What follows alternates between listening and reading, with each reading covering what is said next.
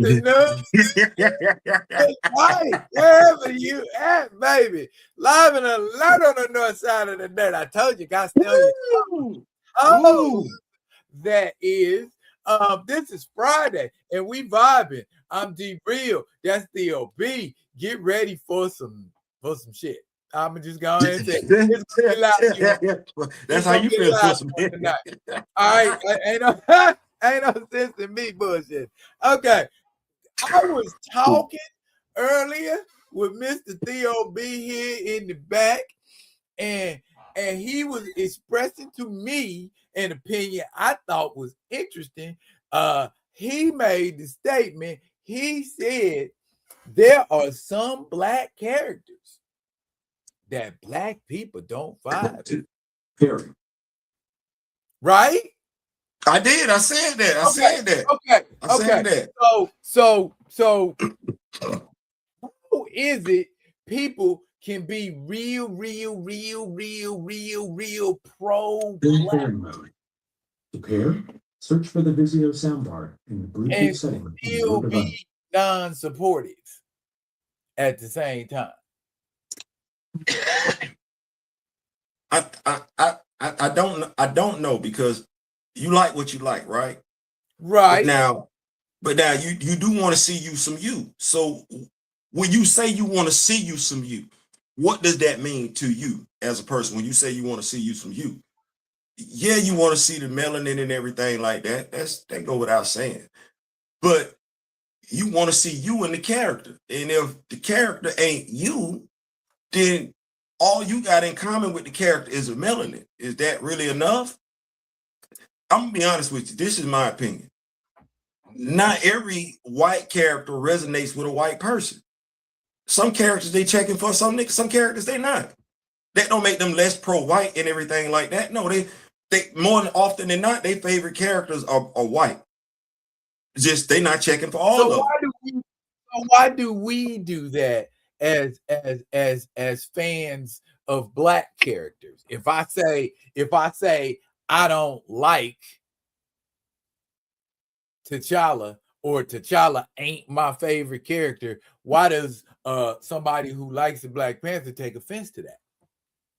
I think it depends on what you say. Like, and I'm gonna give a primary example. If you're able to articulate, and you should be able to, for instance, you and I, before we came on the air, we were talking about Spawn. I know Spawn is black. Right.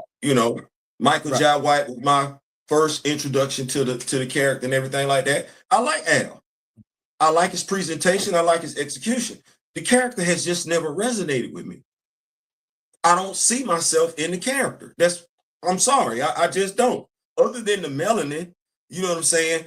I'm not looking at it like that. If I'm looking, honestly, if I was to think about me, and I think there are some built-in prejudices, biases with it. The whole deformity thing, I got an issue with that. And that go all the way back to Deathlock and Cyborg and everything like that. Like, I'm sick and tired of that. When I can look at Damian Hellstrom and he Mr. Sexy Flexy and every damn thing like that. And even if I go years forward, I got Lucifer. You see what I'm saying? Why my dude got to always look effed up, foobarred and every damn thing like that. So that might have had something to do with it, but I got T'Challa. You know what I'm saying? I got Jefferson Pierce over here. That's the school teacher, the Olympic athlete, the family man. And as a family man, well, my father wasn't in my life. I've always wanted that perfect thing. I've always wanted that. You feel what I'm saying? Jefferson Pierce got that. And he is still part of his community, he's still connected. Okay, Luke Cage, well, I ain't gonna always be perfect. I'm gonna make some mistakes. You come up, you rise up from your mistakes, you better for it. So that's what it was. But I think to answer your question, I know I took the long way around it. I think it's a little bit of Stockholm syndrome. We don't have the freedom to feel like other folks feel with their characters. And here we go. That's good. You're preaching good. You're preaching good. You crossed my mind the other night. Because you and I be talking, and I love the conversations that we have. I wish we would have more. But this is what I found. there are 11 to 14 black billionaires in America. Okay. There are 1.5 to 1.79 million black millionaires in America. So I sit back and I ask myself some questions. Because my brother JP, he put something out there tonight, and I'm like, okay, I understand what you're saying, but you're leaving out something in regards to the pressure. Folks feel like, well, if we don't buy Milestone, we won't get a static comic book, or we won't get a static TV series. When the fuck has that ever been a determining factor? I don't. Who was checking for Arrow? We got a whole ass TV series. How many seasons did it last?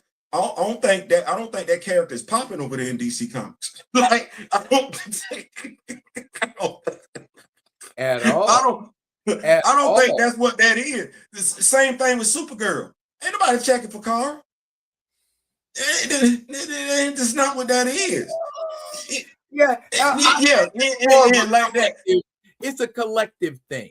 You know what I'm saying? Not enough to sit up here and say we finna give Kara a TV series. You did what I'm saying? We out here in the comic book land. If you'd have told me you was gonna do a Flash TV series, another one, and you finna make it about Barry, I'm looking like Barry just got back. It's been about Wally. You don't want to use Wally. You know, you did what I'm saying. So, but even would you trade having the type of black character you want to have for having an immensely powerful character? I would answer that question like this. What I would prefer to have is the freedom of choice. And the only way to have freedom of choice is to have a publishing house. That's why I was mentioning. Make your own. Right. That's why I was mentioning how many billionaires and millionaires why don't we have a publishing house dedicated to black characters? I don't have an answer for that. Because we don't put enough credence in the printed page to want to see any kind of publication or periodical dedicated to anything, let alone us. Now, here's the thing. You're right, because there's no such thing as the money ain't there. See what I'm saying? That's why I threw the numbers out there. The money sits there. The money sits there. So when I sit back and I hear folks make complaints, I have to sit back and look at the whole entire picture. It ain't as simple as ABC 1, 2, 3. We're conditioned to where if we don't, unlike, our lighter skinned brothers and sisters, they're not conditioned to do that. They like who the hell they like. Ain't nobody pressuring them. Well, you gotta like Clark Kent. They got a plethora of other mugs they could go like. You know it. And you see what Kamayo said. He work in print. We ain't picking up books. We ain't reading periodicals. We're not looking for those kinds of things. So if we had something like that, who would utilize it? Now here's the thing. Here's the thing. This is when like I said, I sit back and I look at the whole thing. Well, we respond to style. And the Acolyte comic book that you've been reading is excellent. But if I'm sitting up and I'm saying, okay, what would make a black person tap into that? Because I'm looking at it and I'm saying, if I put the book in front of them, right, or if I tell them what's in between the pages, somebody gonna come read it because it's a damn good book. Like, they cool. Like, they talking to us like us. They you feel what I'm saying? They cool. So now I sit up here and say, I know my people. How do I get this in front of my people? Well, we be on YouTube a lot. Now I got to get the author in there. Now I got to get some people. We say we need black actors. My brother Chadwick Boseman talked about more of us, not less of us. So now this is when we partner up with black actors. There go Byron 10 right there. Let him play one of them damn characters in a 3-minute short. Now I got folks checking in and everything like that. In essence, like how somebody wanted to knock how folks were promoting the new rebirth of I keep forgetting it, the Milestone universe. No, you start promoting it. Now let's me and you think about this dadgum thing here for a second. We know we respond well to music. New York Undercover wasn't just nice because of the excellent work that Malik Yoba and my Latino brother was doing as the actors and everything like that. Oh no, they had a nice ass soundtrack every damn Wednesday. You bitch, who coming in to New York? That's one of the things that we loved about Luke Cage. Come on now. We were low-key mad second scene, like, damn, where my music at and everything like that.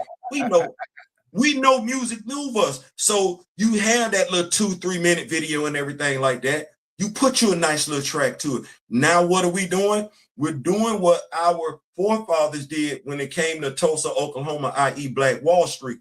Now we're building wealth in the community because we're not going to be the only ones watching it. We're not going to be the only ones watching. Now, here's the other thing. When everybody and their mama has access to the white action figure, I can tell folks just for a fact, that stand out. Well, where is our black toy company? Me and you been alive how long, Daryl? 58, 59 years. Man, come on, man. You mean tell me I can't, my black acolyte action figures ain't selling? Stop the man. Stop the man. Now let me go get my animators who ain't got to depend on Disney, Sony, and whatsoever to have a damn job.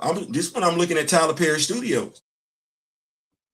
I ain't trying to be funny, but when I look at these numbers, 11 to 14 black billionaires, 1.5 to 1.79 black millionaires, million. 1.79 million black men. No. Yeah. Like you said, what you just said earlier, we don't see the value in it. That's crazy because we'll pay for somebody else doing it. Exactly. So then the trick becomes, or the actual work that needs to be done versus saying, here we go with ends. How do we spark interest? We can't say, they should be interested anyway, because we done already showed that they aren't. How do we get them interested? You ready? Folks love controversy. At the end of the day, that's a demographic. Folks like controversy. Okay, here's my controversial take. Y'all want to start all this damn beef, damn T.I., damn 50 Cent and everything. And I don't know why Buster wants to introduce himself to it, but how about you do something else? How about you start a toy company where your brothers and sisters can get access to action figures that you ain't had, instead of, I want to bust your ass. You talk about the king of the South, you sing like you the king. Everybody got time for all that. You too damn grown for that. Y'all too damn grown for that. How about doing something damn different? Yeah, you say this is a big rich town. I just came up from the poorest part. How about this? You're not poor no damn more. But since you just came up from the poorest part, how about doing something for the brothers and sisters that's still in the poorest damn part? How about that one? Because how many folks can we employ if we got our own black publishing company, comic book company? How many brothers and sisters can we employ if we got our own black movie company? I ain't asking, I'm just asking. So we ain't got to feel conditioned to, I got to go do this. Now I'm over here rocking with Acolyte. Now I got a plethora of black superheroes I can choose from.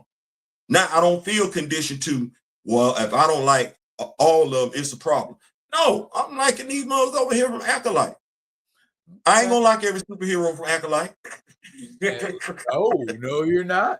And it's easy maybe to update the mechanics of how that comes about, but at the end of the day, it needs to be an entity that creates opportunities distribution wise. How you telling folks, I'm a comic book fan, I follow Marvel, but you ain't noticed ain't no black publishing company out there for black comic books? How you keep saying that?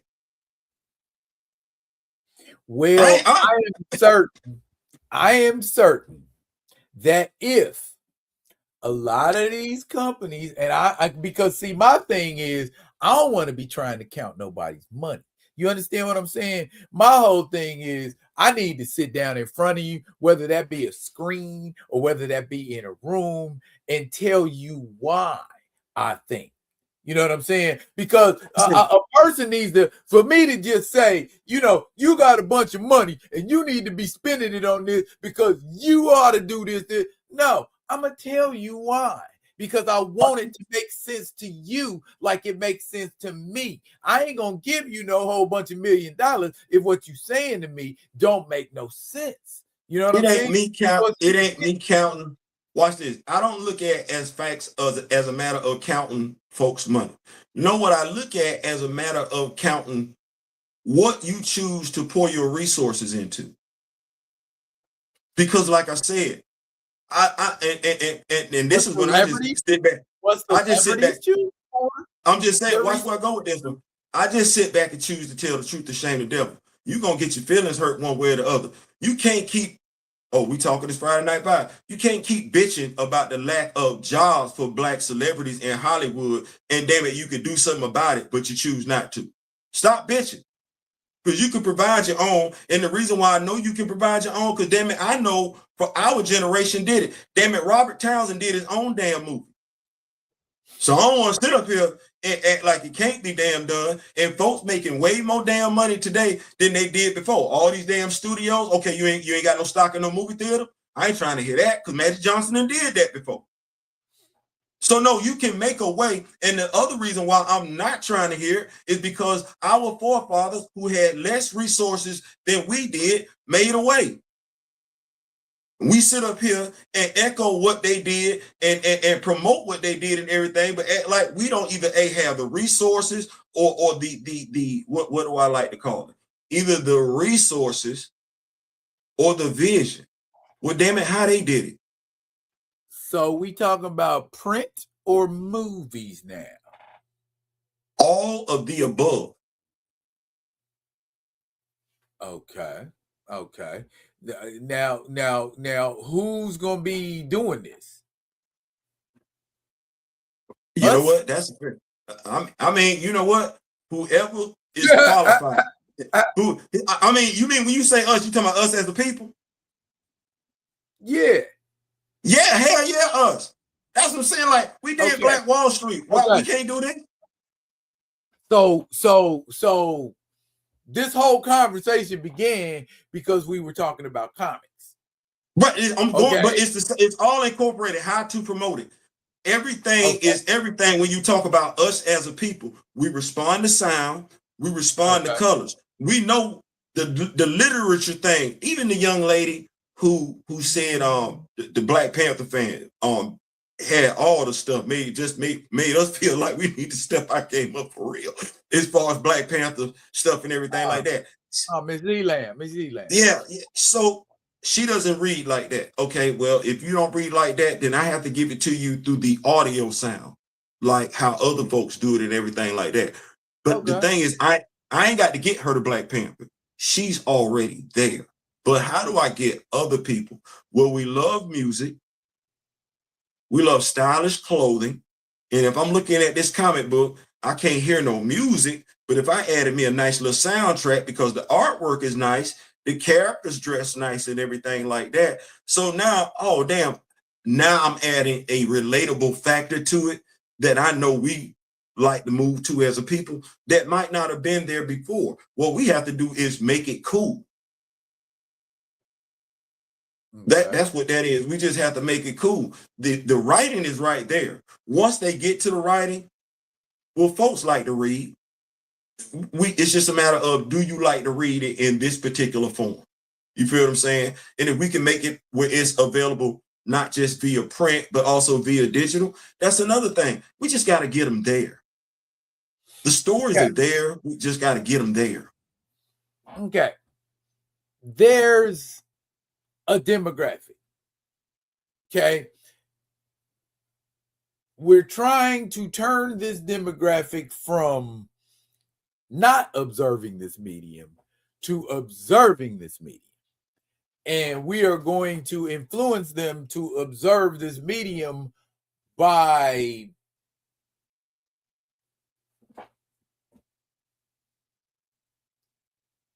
video, music, animation, action figures.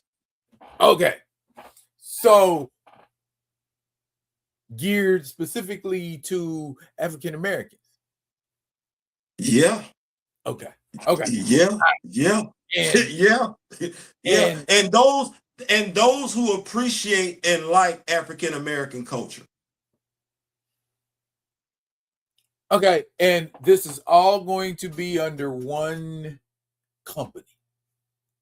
Starting off, it can be, and I think that's gonna probably be what the thing is. Somebody will do it, it'll catch on, kind of like how you had DC, then here come Marvel. Oh damn, hold on. So because folks gonna always, well, I want more pie. And the thing is that there's always room for somebody else. You feel what I'm saying? It ain't this crabs in a barrel mentality, but somebody got to jump it off. Somebody got to jump it off, and everybody can eat. Okay. Everybody can eat. We just, like you said earlier, you asked the question. We have to show, how do we show that there's value in this? My answer is because we keep fucking with everybody else's shit.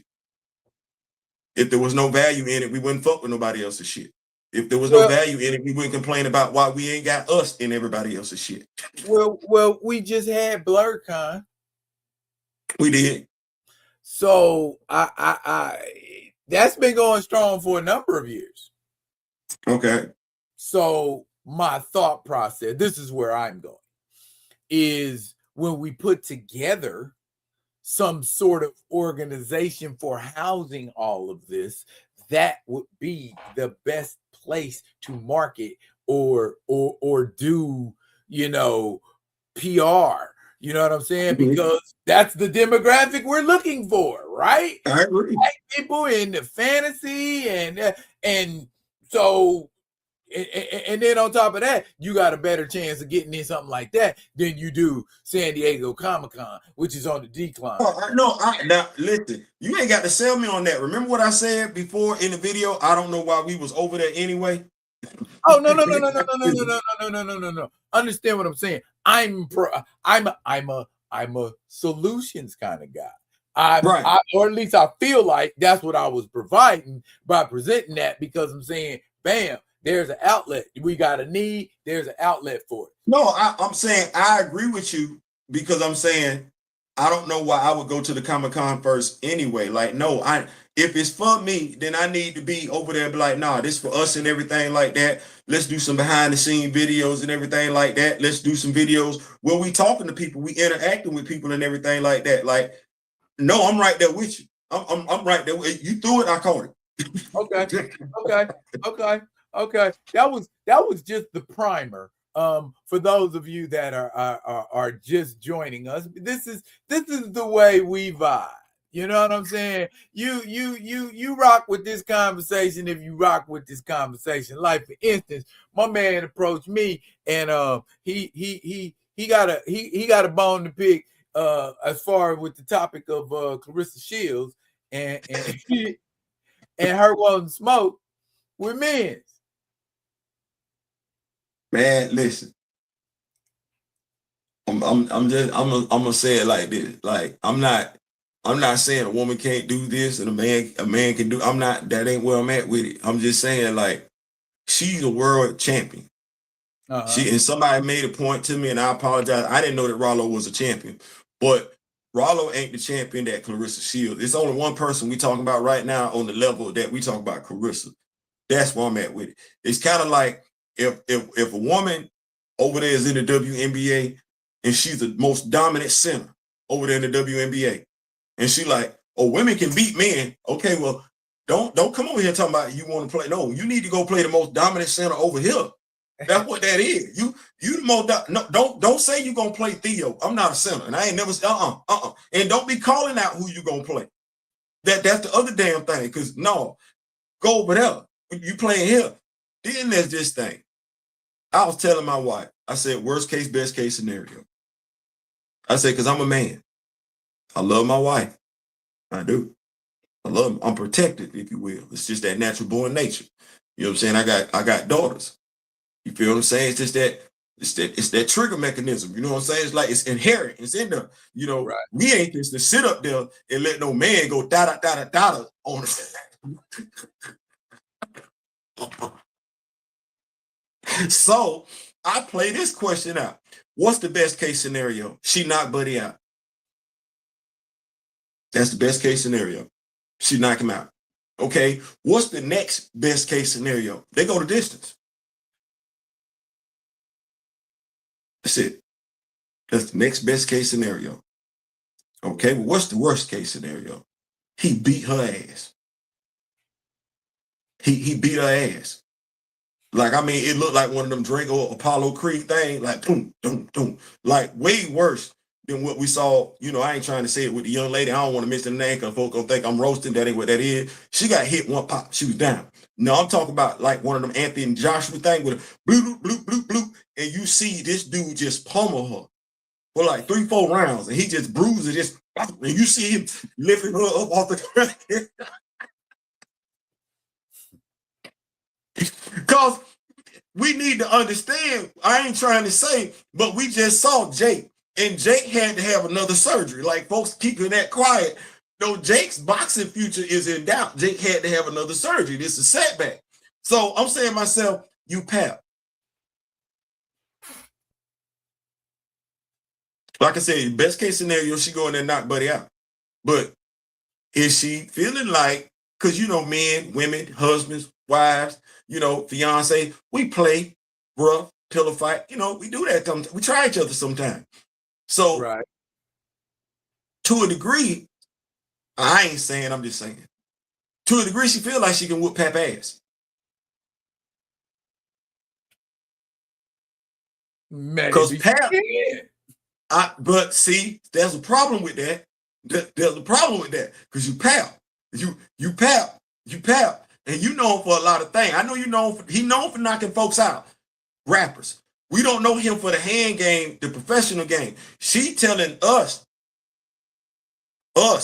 she can beat a professional male fighter, which is not what Pap is. So I'm sitting up here and I'm looking at Pap and I'm like, your woman is running around saying she can beat a dude.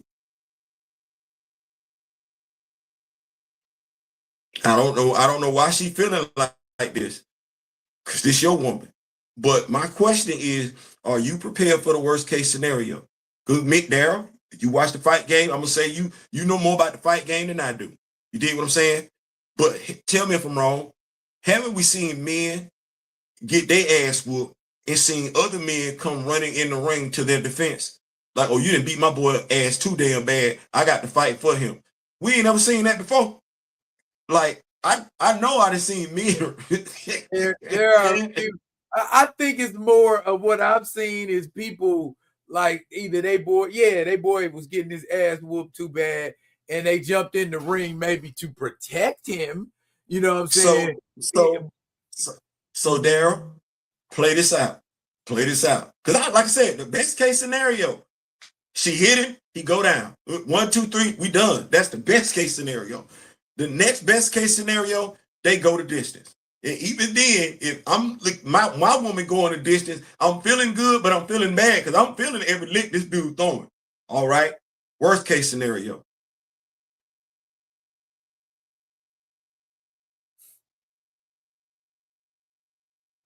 Pap ain't got up.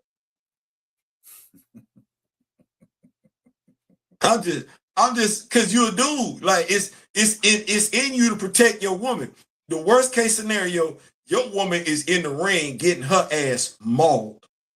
And this dude ain't having no pity. Like, he ain't punching her like he punching a woman. Oh no, he trying to lay her ass out. That's why I go back to him. Why is your woman talking like this? I don't think he's strong enough to take it. I don't. If he love her the way he presenting like he love her, you ain't strong enough to see her get her ass whooped, dog. You know, you not that strong. So I go back to it. Why is your woman out here talking greasy like this? Like, stop, dude. Stop. Terrence Crawford would beat her ass. And Pat. Watch this. Tank, who scared Jake? I'm like, damn, Jake, if you scared of Tank, why would you go to Anthony? That makes no damn sense. Jake would beat her. I'm going to say Tank would beat her ass. If you feeling froggy, why not fight Anthony Joshua? He too big? No, you say you hurt. Joshua would agree to fight her. I'm just saying, when you stop doing that, because at the end of the day, she as the best female fighter is not calling out the best male fighter. That's not what she's doing, which to me, that's a false equivalency. Just like, so are we I don't know why. So are we gonna say she got to fight a male heavyweight, or she got to fight a male in her weight class? You got to go fight a dude in your weight class. Now, if that dude drop weight and get down to your weight class, oh well, that's part of the fight game. Well, let me know what something say. What's she? Yeah, let me crunch the numbers. That's part of the fight game. I think she didn't fought. What's her heaviest? 160, 170? Well, that's why I won't find it out. I'm just saying, like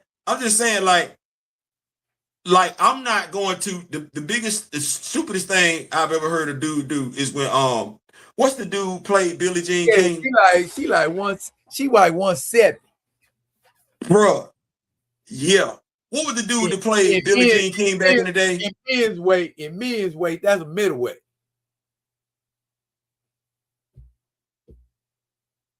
Ain't that what class Terrence Crawford box in? Bud ain't no heavyweight. No, I know Bud ain't no heavyweight. Let me see. Bud ain't no heavyweight. Bud ain't no cruiserweight. I think her and Bud in the same range. So I'm like, stop all this. Stop. Stop. I'm not gonna call out no woman saying, "Oh, I can do anything a woman can do." No, that's not necessarily true, Theo. That's not necessarily.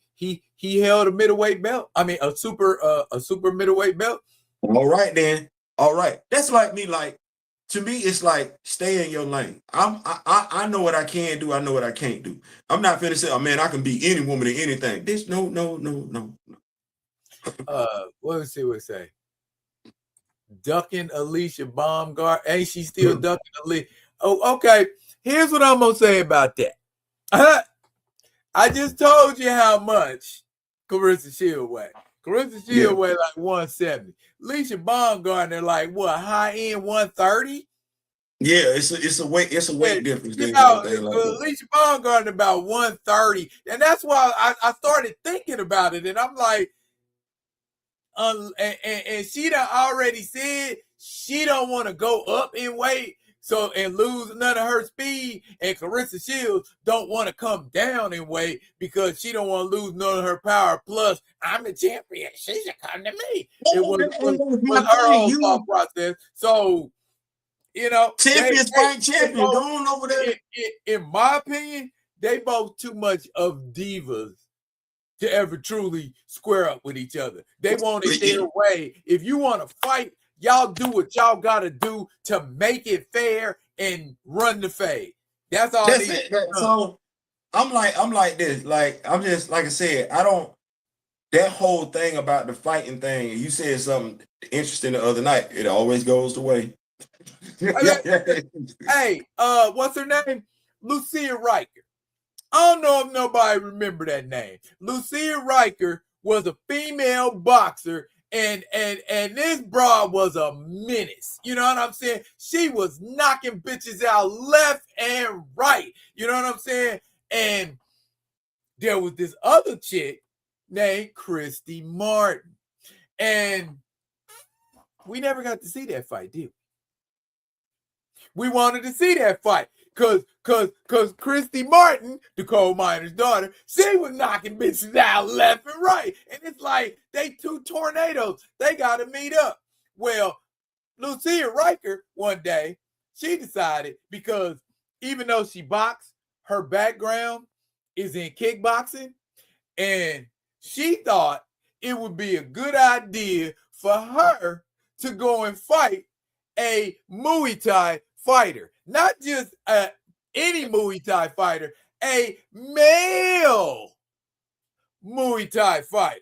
Okay, and you could see when the fight first started, the little Muay Thai dude was trying to take it easy on her. He like, don't she understand how lethal this shit is? You know, she need to slow her up. And she fucked around and kicked little man and knocked him down on the ground. And little man got up and like, oh. So this is what we doing, Miss Riker. Okay. And she came back, blah, blah, blah, laid her ass out. You know what I'm saying? If Lucille Riker had a man at that time, he would have been in the ring jumping on that little Muay Thai. Let me tell y'all, let me paint the picture. She was hurt so bad they had to come get her. She didn't get up on her own. she was I'm not laughing because of that, but I'm just like, bro, you not finna tell me you built to stand there and watch your woman get her ass welled on by dude. That part. It's tough to do that. I simply say it to say, if a man of equal size and skill starts letting them things go, you gonna Clarissa, I seen you get knocked down by your damn sparring partners. Okay. Yeah, can I expound on that? Yes. I'm expound on it. This is when Max Kellerman over here and everything like that is gonna back me up and everything like that. Because that's the boxing expert. Your sparring partner's job is not to hurt you or knock you out. Your sparring partner's job is to help point out deficiencies in your game, in your technique. That is not what that is. So bragging, talking about, oh, I spar men all the time. You're not saying you fighting men. You saying you sparring men. That's different. That different. That's just like the women that play college basketball. They practice against the fellas.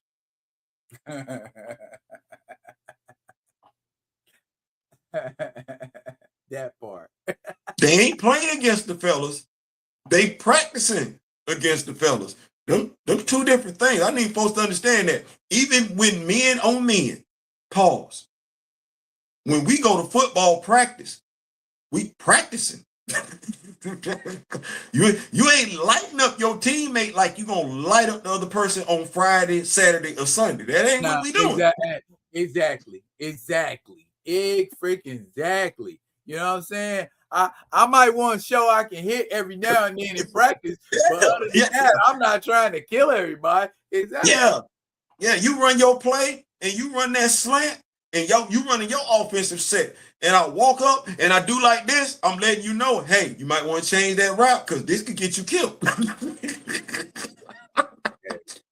Something. But bottom line, all we saying, you can want to fight a man, and the worst thing that can happen is that they sanction it. Cause unless you find you some tomato can somewhere, if you talk about fighting somebody who know how to fight, if I know how to fight, and I do you think if I can help it, I'm gonna let a woman just beat my ass? Mm-hmm. You know what I'm saying? And see, if she lose, that's what everybody expect. If I lose, I'm less of something. You know what I'm saying? Or I ain't a man no more if I get knocked out. See what I'm saying? So in my mind, it's way more on the line for the man than it is for her.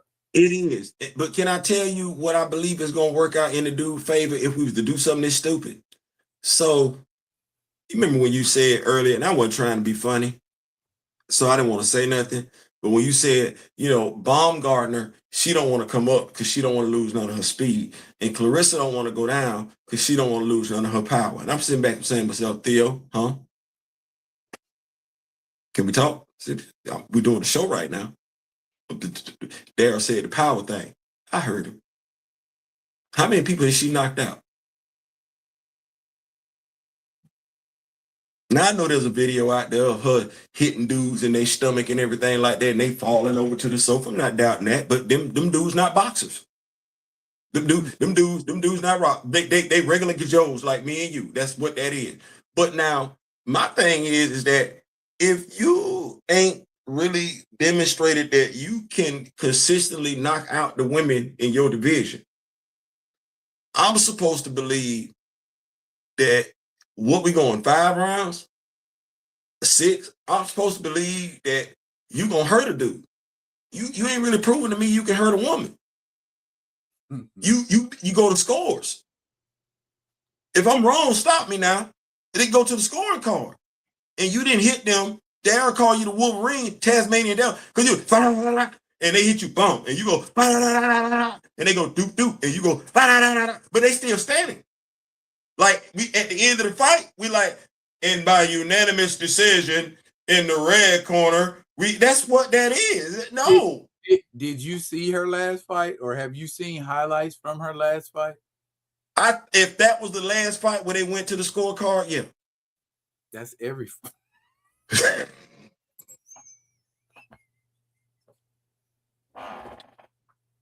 Let me stop. No, that's real. That's real. No. So now we get to it. If you can't knock out, if you can't knock out the women consistently, now I'm supposed to believe that you gonna be able to knock out the dude? No. Jake Paul, she gonna do the same thing. She gonna try to outpoint the man. Bro, she gonna get treated like Jake Paul got treated. Goodness. Yeah. I mean, the man got to knock her out. He knows he can't go to business with her. You know what I'm saying? If I ain't skilled, that's one thing. You know what I'm saying? But if you I can see Clarissa Shields pulling an ordinary Mo off the street and saying, you got 30 days, 90 days, whatever, get ready to fight me. And if you win, I pay you $10,000 or some shit like that. I could see her maybe winning something like that. But we talk about somebody seasoned, somebody that been Golden Glove, somebody who done boxed some boxing matches and been boxing and boxing and boxing and come on now. Yeah, if it was anybody else, yeah, she knocking them out all day. She knocking them out all day. You know what I'm saying? Or wait a minute.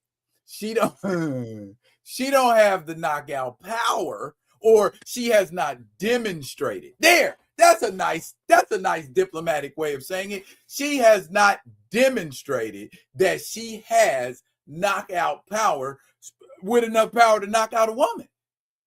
Here's what's gonna wind up happening. Fight the man? No, I don't see that. I don't see. Well, she could fight him, but I don't see it turning out good. Stop me when I'm wrong, because this is what I would tell the dude that was boxing her. Go in there, don't take no headshots going up, because she gonna be expecting that. Fake for the headshot. Tear her body down. Break her body down. Break it all the way down. Like, I want you trying to break ribs and everything. Break it down. Because you know she gonna be like this. You go like that, boy, look, you ain't been hit like that. Hey, Theo. They not trying to do that for you. They just trying to let you know, hey, you might want to drop your guard a little bit. Grand Madam just stepped in the room, and she said, who knocking out women? Do I need to handle somebody? Hey, this is what we saying, Grand Madam. What we saying is, if you knocking somebody out, that means you got skill.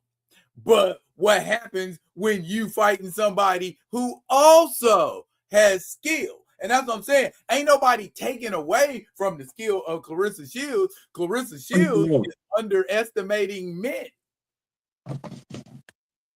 Like, this stuff, like, I mean, and the thing is I don't want nobody to F around and find out. That's where I'm at with it. It's just like you said, Theo. The worst case scenario is that she fight a belt holding professional caliber ass boxer and knock him out. What does that say about, you know what I'm saying? That's the best case scenario. Other thing. Well, then let's go ahead and mix and make boxing mixed gender. Like I said, the fight is her and Bud. Like you damn all that other stuff you talking about, because the dude Rollo, Ain't nobody talking. Just like we not talking Rollo and maybe Baumgartner or somebody like that. Baumgartner and Tank. But no, y'all right there. Y'all right there, and y'all the same status. The top woman versus the top man. Not the top woman versus Theo. Not the top woman versus Kamoya. We not there. Not the top woman versus Daryl. The top woman versus the top man. The top man is Terrence. That's what that is. Because you feeling like that. Well, you feeling like that, you should want to fight a man of equal stature. That's Terrence. Did Bud retire? Call him out. She called out Layla. Shit. I ain't sparing nobody, big dog. That don't mean nothing. I don't care nothing about your status. If I want to, what did she tell Layla? I can raise the money. Okay, well, raise the money for Bud. Let's go. I think Bud gonna be a tad more expensive than Layla. So you all that talk, I don't want to hear it. I don't want to hear it. No, you say okay. You should. Your man should have talked to you.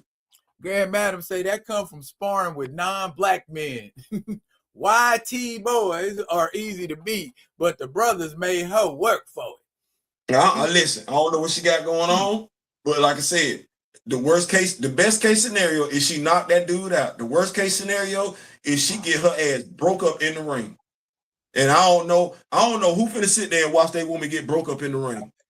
Say Pap gonna jump. Pap gonna try to jump in, but I'm not, like I told you before we came on. Shit, he got hands for Pap too. Shit, Pap really gonna run off into that? Come on now, Pap.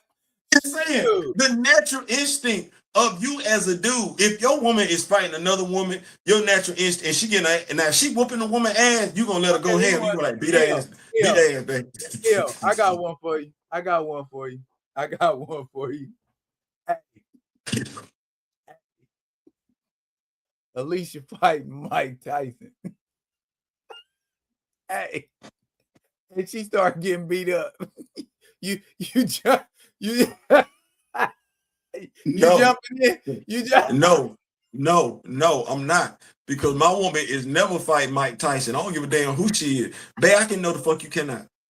No, the fuck you can't. Well, I can beat you. Shit, you know what? Let me go train for 30 days and I'm gonna show you what a man fighting look like. Because see, that be the thing. If you want to fight Mike, then you looking at me sideways. I know you looking at me sideways.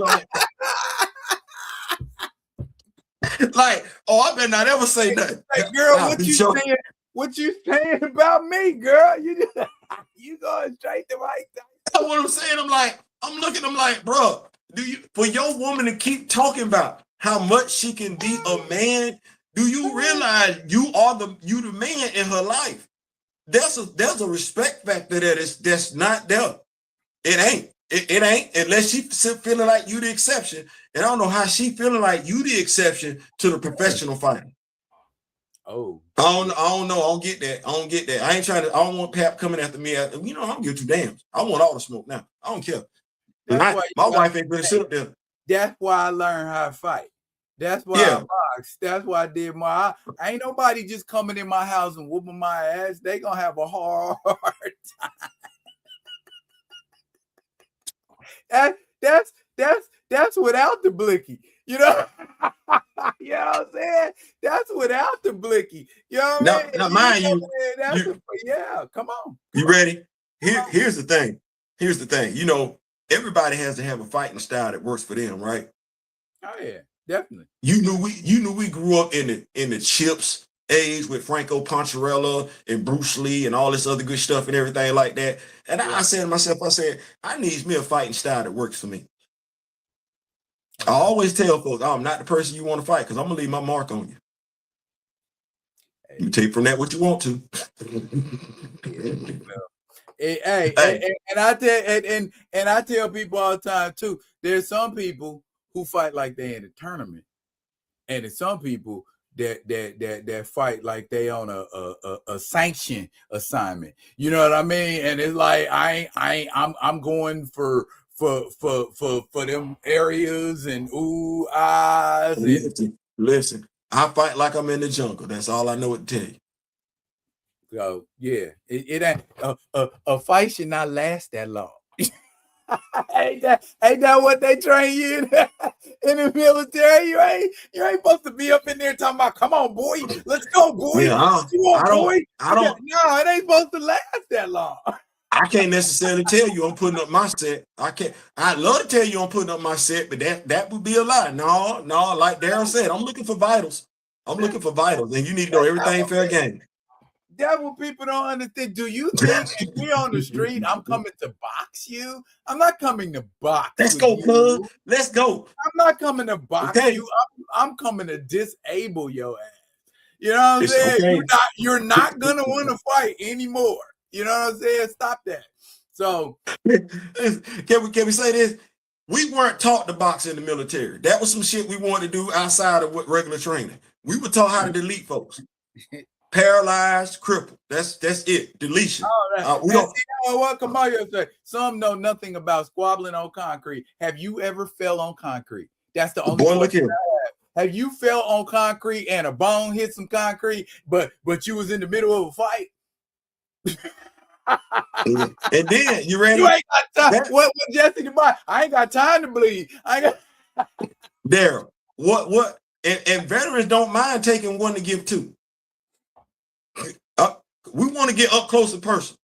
Like that. That's the thing. We don't want to stay outside.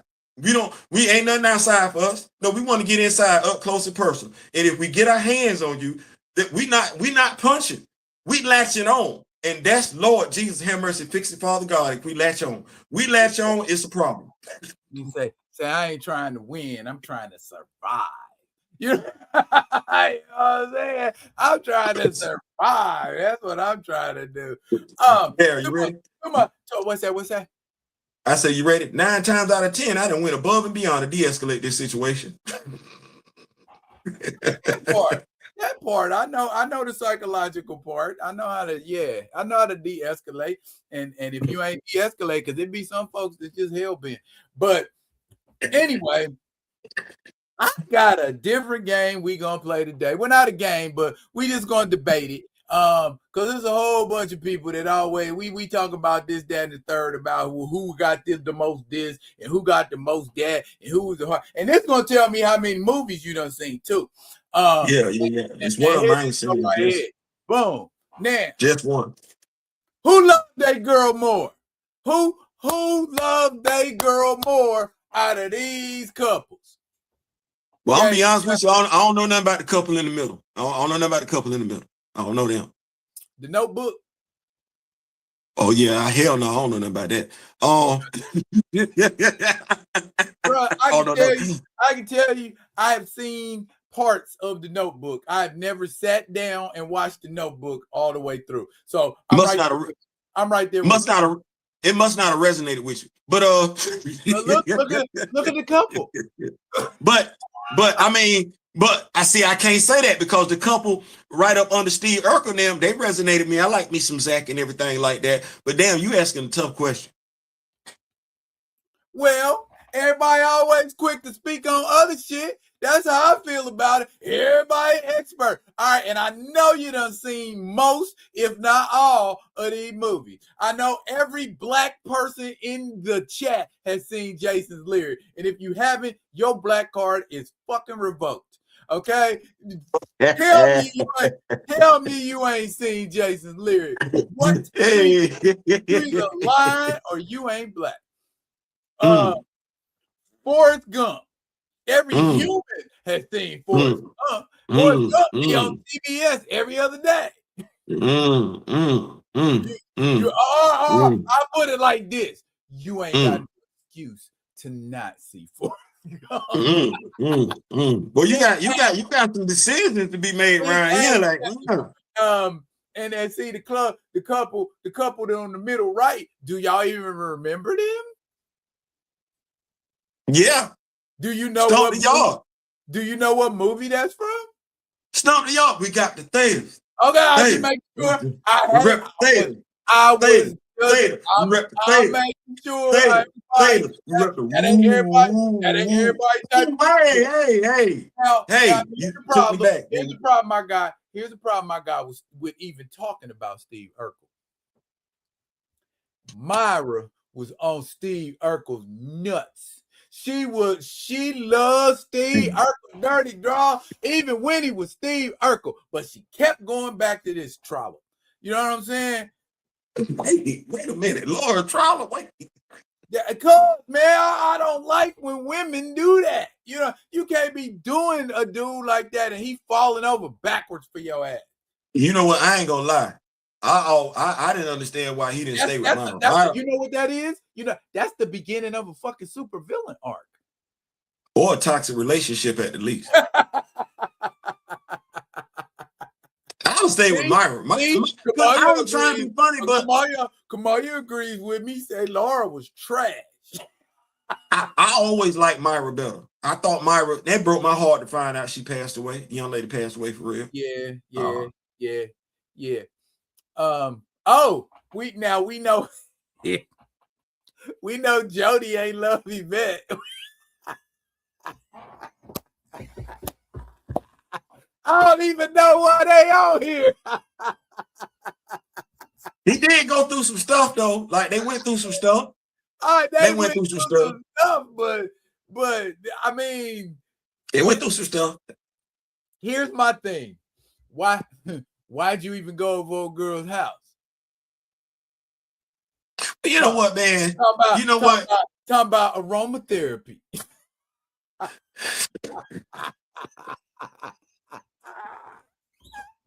If you was all about Yvette, you wouldn't have never even went to that bro's house.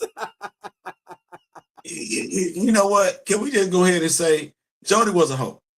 Like Jody was a hoe. Yes, Jody was a hoe. Jody was a hoe. You know, the only reason why Jody straightened up. Theo, Jody was a whore. He wasn't a hoe. He was a whore. Yeah. If it wasn't for little man, Jody wouldn't straighten up either. If it wasn't for his son, he wasn't gonna straighten up. Nah, he wouldn't. He wouldn't have. Now, I like Sydney and them. Because you know what? Sydney and them remind me of my relationship I'm in now.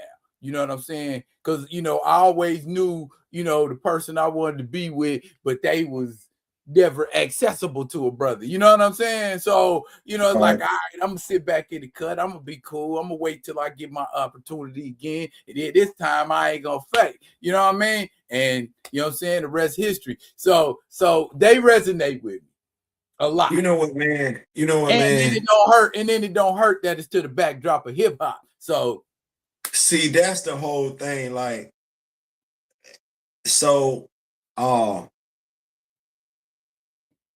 when we did our first week of Progressive Black Men, we had movie night, right? And we had two movies, I want to say. Love Jones was one of the movies that we played. I picked them out. Look, I'm that dude that's like, no, we're going to get that romance going up in here. And the second one was Brown Sugar, man. And it's something about that movie, dude. Like, it's something about that movie that resonates. You're right. Like, it speaks to me like it's so Gen X.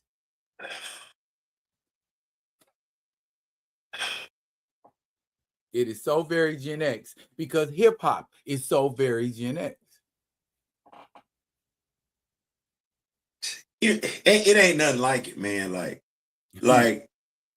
I'm sitting up here, man, and you got me going back, man. Like I'm sitting up here, like, man, because I was just listening to Confunction before you came on, Love Train, and then it went to Drew Hill's version of Love Train, which had me think about the other two dudes that did Anderson .Paak and Bruno Mars that did their version of Love Train. It's like, man, that music, and you listen to Big Bub and everything like that. I am the B to the G. You know what I'm saying? Like, well, how you getting funky on me? Man, it's just. And then that's the hip hop portion of it. When you think about it, like I said, you did this. You got me started now. You think about Brown Sugar, man. You got the D'Angelo. You got that. You got the Angie Stone. You know what I'm saying? You got the Music Soul Child. Music you could just, what we named our show after, vibe to. Just sit back and just like, man, just like, roll you up one, drink you one, or something like that, and just Neo Soul. it's something about that music, bro. Yeah. That music was captivating, man. Like, damn. That movie encapsulated everything to me. Everything right, wrong, perfect, imperfect with hip hop. Like when Sanaa Lathan said, I fell in love with hip hop, like, yeah. Yeah, I remember the day. I can that's why, again, why that movie resonates with me, because yes, I remember the exact day I fell in love with hip hop. I know exactly where I was, and I know exactly what I was doing. even, and I think even when we look at how we move today, I know when I think about my wife, you know what I'm saying, the music that's playing in my mind, it ain't today's music. It's like that love, that music. I know one of my favorite songs when I think about Alicia is it's a song by Anthony Hamilton. Damn. Charlene? Amen. Okay. It's Amen by Anthony Hamilton, and it's just like, you know, that you keep that cooking good. Yeah, man. Oh. Best thing for sure. Oh. Okay. Let me reel you back in, fella. I'm just saying, because that music, man, like, yeah, I would have to say it would be Brown Sugar. Like, Okay. Yeah, man. Okay. All right. Yeah. And you know what? You ain't gonna get an argument from me, because most of these couples had some tragic shit happen. Yeah. I mean, the most happened with Sydney and them is relationship issues. Yeah. You know what I'm saying? Well, he fucked around, got married. But hey, you see how it turned out. Even though you want to talk about can't read the room, there. You want to talk about can't read the room? Damn, he couldn't read the room at all. You know what I'm saying? I mean, but he got married. He got married to his guy, Nicole Ari Parker. Yeah. So I mean, yeah, that's my favorite. That's my favorite scene in the whole movie, when him and Sydney roll up in there. Look at, they got your chest out all glistening. Oh, look at I want a bottle of your most expensive wine for my divorce. I'm getting a divorce. I'm sitting there saying to myself, he said, fix me some pork chops up in this mug. Dare, you ready? Now I got to go back. Did he not smash Sydney before he got married? Yes. Right. You see, he kind of playing holier than thou then, huh? So you're going to take the woman that you smashed, your best friend, right before you got married. When I say right before you got married, to the point where folks didn't understand how you was finna get married. And now you mad because your wife cheating? Karma is a bitch. Hey. Lot of people on this list received some karma, didn't they? Hey, you know what you did. Well, I don't know, because I don't know how that would have worked. I started to say best man, but my daughter wound up telling me that old boy wound up breaking up with Sanaa Lathan later on because he kept spending time with Nia Long's character. I don't know why you just didn't get with her in the first place. You telling me to choose between Nia Long and Sanaa Lathan? I can't do it. See, me. see, I'm different. That movie plot say what it want to say. I don't. My brain can't process that kind of information. I'm different. I'm different. I'm gonna tell you what I noticed, and I noticed this in the damnedest movie. Because you would have thought I would have noticed it in every damn movie she was in. I didn't. It was in Aliens. Aliens versus Predator. I like Sanaa kind of thick. Well, where this been at? And hold on. Stop me if I'm wrong. Okay. It's Friday night. We vibing. Yeah, we are. You watch Boys in the Hood, bro. Do what? You watch Boys in the Hood, didn't you? May my black card be revoked forever if I haven't. It was a rhetorical question. I know you watched it. Okay. You remember Nia Long and Boys in the Hood? I remember Nia Long and a lot of things. What's your point? Okay, my question is, did I miss something from Boys in the Hood to Best Men? Because I don't remember. Like I saw Nia Long over here. Because I seen it in Friday too. That was the whole thing. Like you said, I've seen a lot of stuff. And how she looked in Boys in the Hood is awfully similar to how she looked in Friday. That's not how she looked in Best Men. I'm gonna try to find a nice picture here. I'm like, there was some filling out that went somewhere. Like, I just noticed the difference. Is all I'm saying. It's just this all. That's all I'm saying. Like, I ain't saying nothing. We was talking about Nia and Sanaa, and you was talking about making choice. I'm not choosing. Okay, and that's what I'm saying. You saying you ain't really seeing the visual of what you asking to be chosen betwixt. I don't see the choice to make. It's like I'm good one way or the other. Like one way or another. I'm gonna, you know what? And they both still single too. Ain't that the damnest thing? And I'm trying to figure out, you cheated. The coach from the Boston Celtics, you cheated on Nia. Yeah, here the thing is, Nia Long been married before. Nia Long got a kid. Nia Long been married before.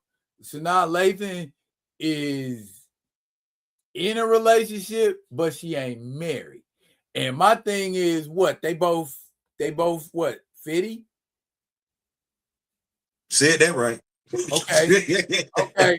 So no knock at all by no stretch of the imagination. But how is it? See, I'm about to get in trouble. So no, you're not. It's a real question. It's a real question. It's the same. So we as men, we know we've had it. It's the same thing I see with Halle Berry.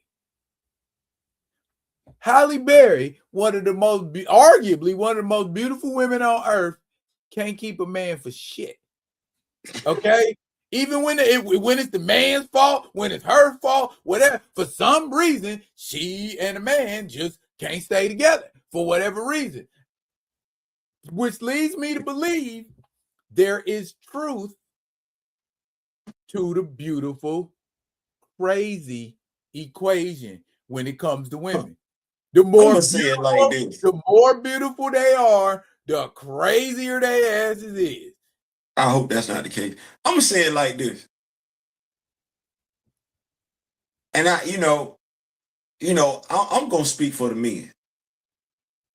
The men that want to be kept. I'm not talking about the whores. What feels like I need to say that, preface that right there. Let me get that out of the way. The men that want to be kept, it's real easy to keep them. Childishly simple. Food and peace. Peace and food. That's it. Okay. That base shouldn't be hard, should it? Shouldn't be hard. That's it. Whatever that man's hobby is, let that man enjoy his damn hobby. You know why? Because you ain't gonna have to go find your damn man. You ain't. Between the food that you provide, that you're preparing, because he would need to be the provider, with the food that you're preparing, the peace that you're providing, because you would be the one that would be providing the peace, and letting him do his shit. It's certain problems other women got, you ain't got. Bruh. If he want to be had, I said that. If he want to be had, I got 99 problems. Hey, one of them, girl, where your man at? Oh, he at the house doing what? Barbecuing. Again, girl, he if he want to barbecue, girl, he can barbecue all day long. I don't care. He at the house. See, here we go. Folks always messing with me and my penchants, my proclivities and my habits. Well, if y'all keeping it, I'm gonna take Torres off your hand. You can. Listen, I ain't tripping. Hold up. What you talking about there, boy? Coco say, hush your mouth. You ready to come on, yo? She don't necessarily like, the superhero thing, because I ain't forgot that little slick ass comment she made. Y'all need to get y'all own superheroes. Big. Never mind. I don't know. Gina Torres did that? That's the one in the picture with your boy? Well, who? No, hang on here. Wait a minute. Time out. We gotta go. Which one is Gina Torres? I want to make sure I'm saying it right. Which one is Gina Torres? She in the picture? Hang on a second. Nah, that is not Gina Torres in that picture. I'm gonna give you a Gina Torres picture here. But I don't want to say nothing crazy. I ain't perfect. I take that back. I take that statement back. I want to make sure I'm talking about the right person. Okay. Where you at? See them all. Okay. This right here, sir, is Gina Torres.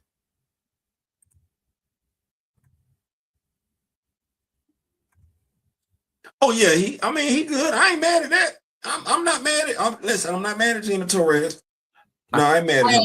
I ain't gave my consent because I ain't say I could make no decision about the other. Hey, pause off, buddy. Dare say, wait a minute. I ain't take my finger off. But like I said, when I be amazed, you know what? Like some women we can say that about, because when they talk about what's your girl, what's not girl, that's not a girl, that's a grown woman. Lisa Ray, she's single. And I'd be like, I'm not surprised. How does that and that's what I keep saying. How does that happen? How does that happen? See, here's what I think. This is what I think about. Okay. What's going on that you feel like that ain't enough woman for you? What's going on? Oh, you immature. That you feel the need to cheat on that woman. That's immaturity. That's immaturity. Right. And I mean, like, so it's pretty safe to say it ain't the woman. No. But when it's the woman that don't appreciate the man, when it's the woman that goes out and cheats on the man, do we treat them the same way? Society's wise, no. I think if we look at the comments, in social media and everything like that, if the woman cheats on the man, it's still gonna be something he didn't do, like something he could have did better. It's still gonna be folks like she was right and everything like that. So, see, look what Paul Martin said. Meanwhile, the ones that look like Martin's mother from Martin can keep a man. Well, it's the mindset. It's the mindset. Now watch this, because I like what he's saying. It's the mindset. All of us that are married, it's the beautiful crazy ratio. The thing is that the more often than not, the women that are married, their approach to the marriage is, what can I do for my husband? All right. Not what can my husband do for me. Just like when we as the man come in, and you taking your wedding vow serious. Like I said, I'm not talking about the whores and everything. I'm talking about the men that want to be married. You come into the marriage, what can I do for my wife? And the focus is always on what can you do. It's the provider thing. What can I do for her? How can I make her life easy? You know, this is the woman that's going to bear my children and everything like that. It's what can I do for her? Well, you have, your looks aren't enough. Looks fade over time.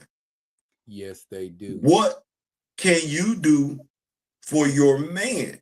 Because as my grandma used to say, that you can't do, somebody else will. Mine used to say, what you did to get him is what you got to do to keep him. You better do something. You better do something. Looks fade over time, and in this day and age of modern technology, hell, you can go buy damn looks. So what are you doing for your inner man, your man's inner him? What are you doing for that? Because the sex, everything like that, it get to a point, the sex is the sex. We need more than that to sustain us. So you got to have something more on the table than just your damn looks to keep a man. And I don't want to say sad to say, the women who invest more time in learning, improving their social skills, relationship skills and everything like that, they listen more, they're more empathetic, not passing on traumas to, whatever traumas they have, their baggage to the dude or the woman that they get into a relationship with. Those are the ones that get married and stay married. All right. Grand Madam say, it only takes one for a fulfilling love. So even to think about cheating, there's something off internally. Mario say, I got a friend that looks like a supermodel, but she is bat shit crazy. She once asked if I was single, would I ever entertain us being a couple? I replied, no. Hey, bruh. And that's why you ain't ever, like, not in no relationship. You know what I'm saying? I've dated like 8s and 9s and stuff but being in a relationship,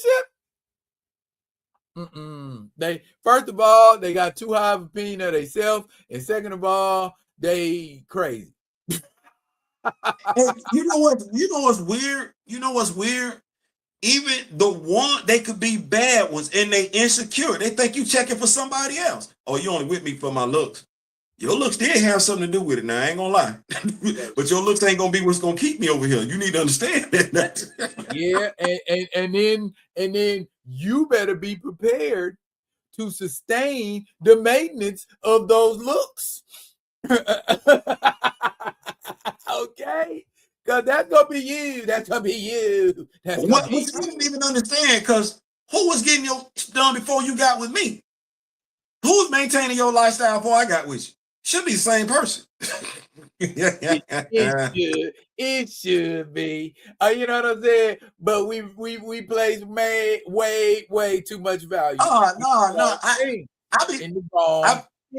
I've been watching them Country Wayne videos. Well, I know I don't watch them no more.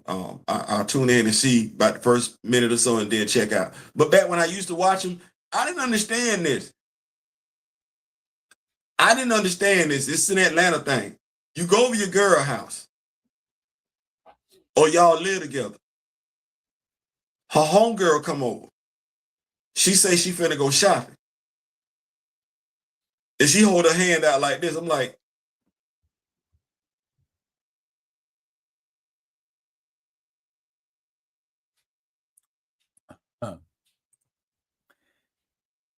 because I see dudes pulling it, go in their pocket, and I'm saying to myself, so I'm not understanding something. Like, okay, so wait, we in a relationship, and you and your homegirl going shopping, and I'm because I don't know, because I'm thinking, if we got a relationship like that, one, I don't know why I'm finna pull out a knot. You probably, I don't know why you ain't, because I'm Hold up. You saying shit and I'm reading these comments, man. They call me flat-footed as hell. I'm like, what are y'all? Y'all are out of y'all mind in these comments. Hey, well, I ain't heard that. How long it been, Theo? How long it been since you heard keep one foot on the floor? About as long as I heard keep your what my aunt said. My aunt used to say you better keep one in the basket. My aunt said something like that, like keep one. My aunt was the one. My aunt was down for me being a hoe like that. Lord, I'm so sorry, but my aunt was like, no, you better keep your options open. Keep the door open for somebody. I'm like, Hey. how you finna tell me to be a whole ass hoe? You a woman. What is you doing? Bruh, low key, I'm gonna tell you something, man. Misery love company. And sometimes people tell you do some stuff just so you can be miserable with them. Now that's real. That's real. That's real. No, that's real. You know what? It's crazy. So you my dog, you my big bro and everything like that. You Kamoyo and everything like that. I be chopping it up with y'all and everything like that. Right. I got a question. So another homeboy, right? Homeboy pro-black. Okay. My homeboy. Okay. Precursor. What? Pro-black. When we say pro-black, what are we talking about here? Bruh, man, listen, you need to know the European male, the European can't do no right in his eyes. He can't do no right. Oh, he pro. Okay. All right. Okay. Which is weird, right? Because he wanted, just like I wanted, that Captain America Commander Rogers action figure. He's the reason why we got it. Okay. He does videos, animated videos. 9 times out of 10 is with his Superman Clark Kent action figure or his Batman action figure. Just right. Hey, right. Have you ever seen that? Have you ever seen that video? It's a white woman, right?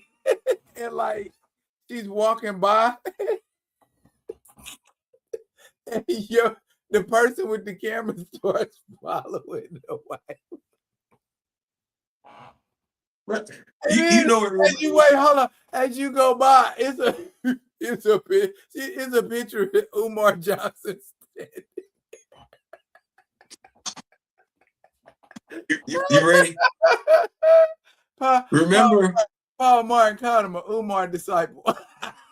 remember that movie, I'm Gonna Get You Sucker? Vividly. Remember the late great actor that played on the Mod Squad and everything like that? He had the pro-black thing. And Clarence had the pro-black thing, the shop and everything like that, trying to get folks to eat a bean pie. Here come his wife. Blue-eyed family. So I said that to say that. He took lemons and made lemonade, though, didn't he? I said that to say this. Every day, my homeboy inbox me, right? It's some anti-white stuff. And I'm like, bro, man, they don't like us. Man, they mad at us. Man, we was here first. Man, you see how they treat us? And you see how they do us? I'm like, you don't want to send me nothing else? You don't want to tell me about your wife, kids, and everything like that? You don't want to send me some good shit? Because I might, maybe one day you gonna send, maybe I'm close to just stepping out in front of a car and you can fix to send me the damnest thing that's just gonna push me over the damn edge. Like, you don't want to send me some good shit. You don't want to send me something put a smile on my face. Like every damn day, I'm like, dog, I know what the world is. Like, you don't want to send me nothing else. I'm one bad day from becoming the Joker. Damn.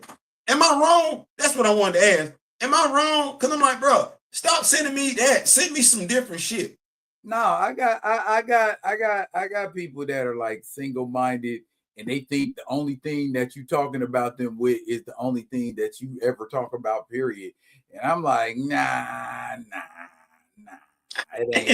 It ain't like that. You know what I'm saying? I talk about a myriad of topics, which actually is a perfect segue into, since we talking about all this dating and all of this foolishness,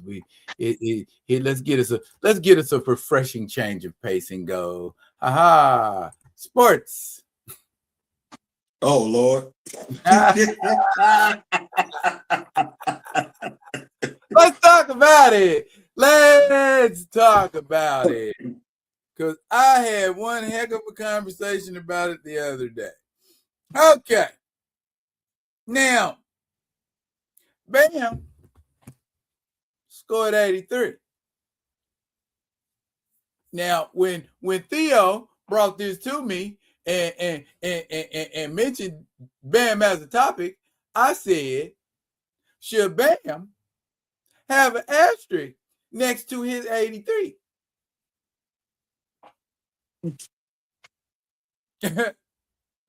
Because there are basketball players who have scored 70 points and lost. There are basketball players who have scored 80 points against a team that was like in the basement. So it's like, okay, is that because of him, or is that because that team is such trash that he was able to score like that? Or the coach is trash or something. But I think when you look at the game, and I go back to you and I old enough to remember when Shaquille O'Neal and David Robinson were competing for the scoring title. And it came down to the last game. And yes, it did. Shaq got his points within the flow of the game, and the San Antonio Spurs did everything they could for David Robinson. Like, they get the rebound, get the ball, get the rebound, give him the ball. And not like, and I could have a shot. Like, his teammates were passing up shots, wide open shots, for him to get the scoring title. Well, David Robinson did win the scoring title that year, but he doesn't get the respect for it. That part. His teammates know what they did. The fans that were in attendance know what occurred. The sports media know what occurred. Just like that whole Michael Strahan, Brett Favre sack. Ain't nobody got to say nothing. That's why I like Mark. I actually added Mark Gastineau. Bruh, you ain't got to say nothing. We all saw it. And if you think folks didn't see it, you're wrong. We saw it.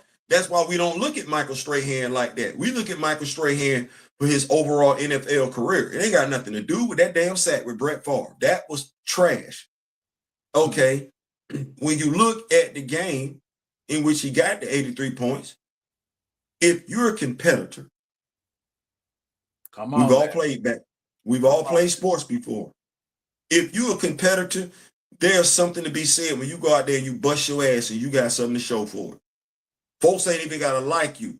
They'll never be able to take that away from you. It'll be respect there that you will get that for doing that. There's some than folks will get for doing some other stuff. Nobody's gonna respect 83. Not when you got your own teammates at the free throw line and they throwing shots off the backboard so they can get the rebound, or you can get a rebound and put the shot back up. But stop. Yeah. Stop. I mean, when the first time I saw Jordan score 40 was on the strength of Jordan. It wasn't on the strength of didn't nobody have to feed Jordan. You know what I'm saying? He didn't have to go to the free throw line to get what he got. You know what I'm saying? So I feel like, yeah, that was a little bogus. Bro, you know what I mean? That was a little bogus. We saw what Kobe did. They was losing. Yeah, exactly. They was losing. Mm-hmm. Kobe went off. Did nobody else want to score?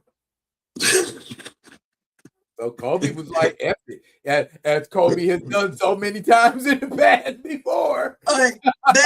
Smush Parker, Kobe went off. You got folks sitting up here talking about, man, I had to shut a dude down on his own post on Facebook. One, the dude is a basketball player. Like, he's a baller. You feel what I'm saying? Right. The dude that played on my flag football team. Like, the dude get mad when folks ain't busting their butt handling their business. So he's a competitor. You feel what I'm saying? So when you go above and beyond, say, I don't care what y'all say, man, y'all just hate 83 points is 83 points. I'm not the one you need to let see you post that. That part. You can go tell some other folks that trash. You can, but considering I done played with you for a few seasons and I done on flag football and I done followed your basketball career, shut up. Shut up. Don't say nothing else like that. Stop capping. Because if somebody got 83 points like that on you, you be like, man, they trash. So stop. Yeah. And yeah, is Bam going to the Hall of Fame? Or did he just have a night? He just, man. Then you ask us, you know what? Yeah, put an asterisk by it. I'm just answering your question. Put an asterisk by it. You know what I'm saying? And that because they're okay. You scored. If you wasn't there watching the game, you didn't see the circumstances behind it. You know, if you just hear on a newsreel or article, oh, he scored 83. Wow. You know, and it wasn't 83 like we imagine 83 points to be scored. You know what I'm saying? We imagine 83 points to be scored like Kobe scored his 81. We imagine 83 points to be on the merit of you. You know what I'm saying? Not your team going, hey, feed him. Because what will come down? So let's say, okay, you the big man. And it ain't like me and you ain't seen big men go off before. We seen David Robinson go off before. We done seen Shaq. We done seen Shaq go off. We done seen Hakeem Olajuwon go off. We done seen Moses Malone go off. We done seen Karl Malone go off. We done seen Kareem Abdul-Jabbar go off of that. We done seen Alonzo Mourning go off. We seen bigs go off. You feel what I'm saying? Robert Parrish go off. You feel what I'm saying? But when they start dominating, what do the team do? They double team. And what do the big do? Throw that ball out there just like this right here. That's an open shot. You saw cats last night. They triple teaming. He's still trying to shoot. No, they gonna if they triple teaming you, bro, you got two dudes open. I mean, you got a mismatch like a mug. If your teammates at the free throw line teaming you, that means it's 4 of y'all. Man, stop that, man. And then it don't help when you got cats like Boogie Cousins talking about, man, 83. And I'm like, see, y'all what's wrong with the NBA right now? That's why don't nobody get too damn about the NBA, because y'all saw. Y'all saw. Y'all saw. And that's a good ass note to end that shit on. They saw. Y'all saw. Hey, Boogie should never open his mouth, dog, because Boogie, as much as passionate as he was, cold for being an angry black man, Boogie would have seen that, dog. He'd have been on the opposite team. Boogie would have fouled Bam. He'd have tried to take Bam out. Probably. More than likely. So Boogie need to stop that, bro. All them cats need to stop capping. You want to see some new action figures coming out? Yeah. Okay. Well, I already showed you one, so I showed it to everybody else. This is the next action figure coming out in the Todd McFarlane Image Founders line. That is Shadowhawk, for those of y'all that didn't read no Image comics in the 90s. But that's what's going on with McFarlane. The next one coming out in the Image Founders line is going to be the Savage Dragon. So that one's heavily accessorized as well. So maybe somebody been listening, man. Folks starting to put more accessories in here with stuff. All right, thank you for listening. Damn it. And how many of y'all are fans of the original Vigilante? The cowboy Vigilante. Oh, yeah. I fucks with him. Okay. This is what you got coming. Oh yeah, that's nice. Okay. And it's got an alternate. Well, no, it's not an alternate head. The cloth handkerchief is made of cloth, so you can actually put that up on his face when he's doing his vigilante thing. Vids got real popular when Justice League Unlimited came out. Because he was in a few episodes of Justice League Unlimited. I remember it was a lot of banter going back and forth between him and Shining Knight. And they was almost kind of like superhero buddy cops. But these last two, these the two I've been waiting for. These two I've been waiting for. I'm like, yay, okay, this is what's up. Number one, boom. Y'all finally got a damn Black Canary. How long did it take you to get a damn Black Canary? You know what I mean? Thank you for finally getting a Black Canary.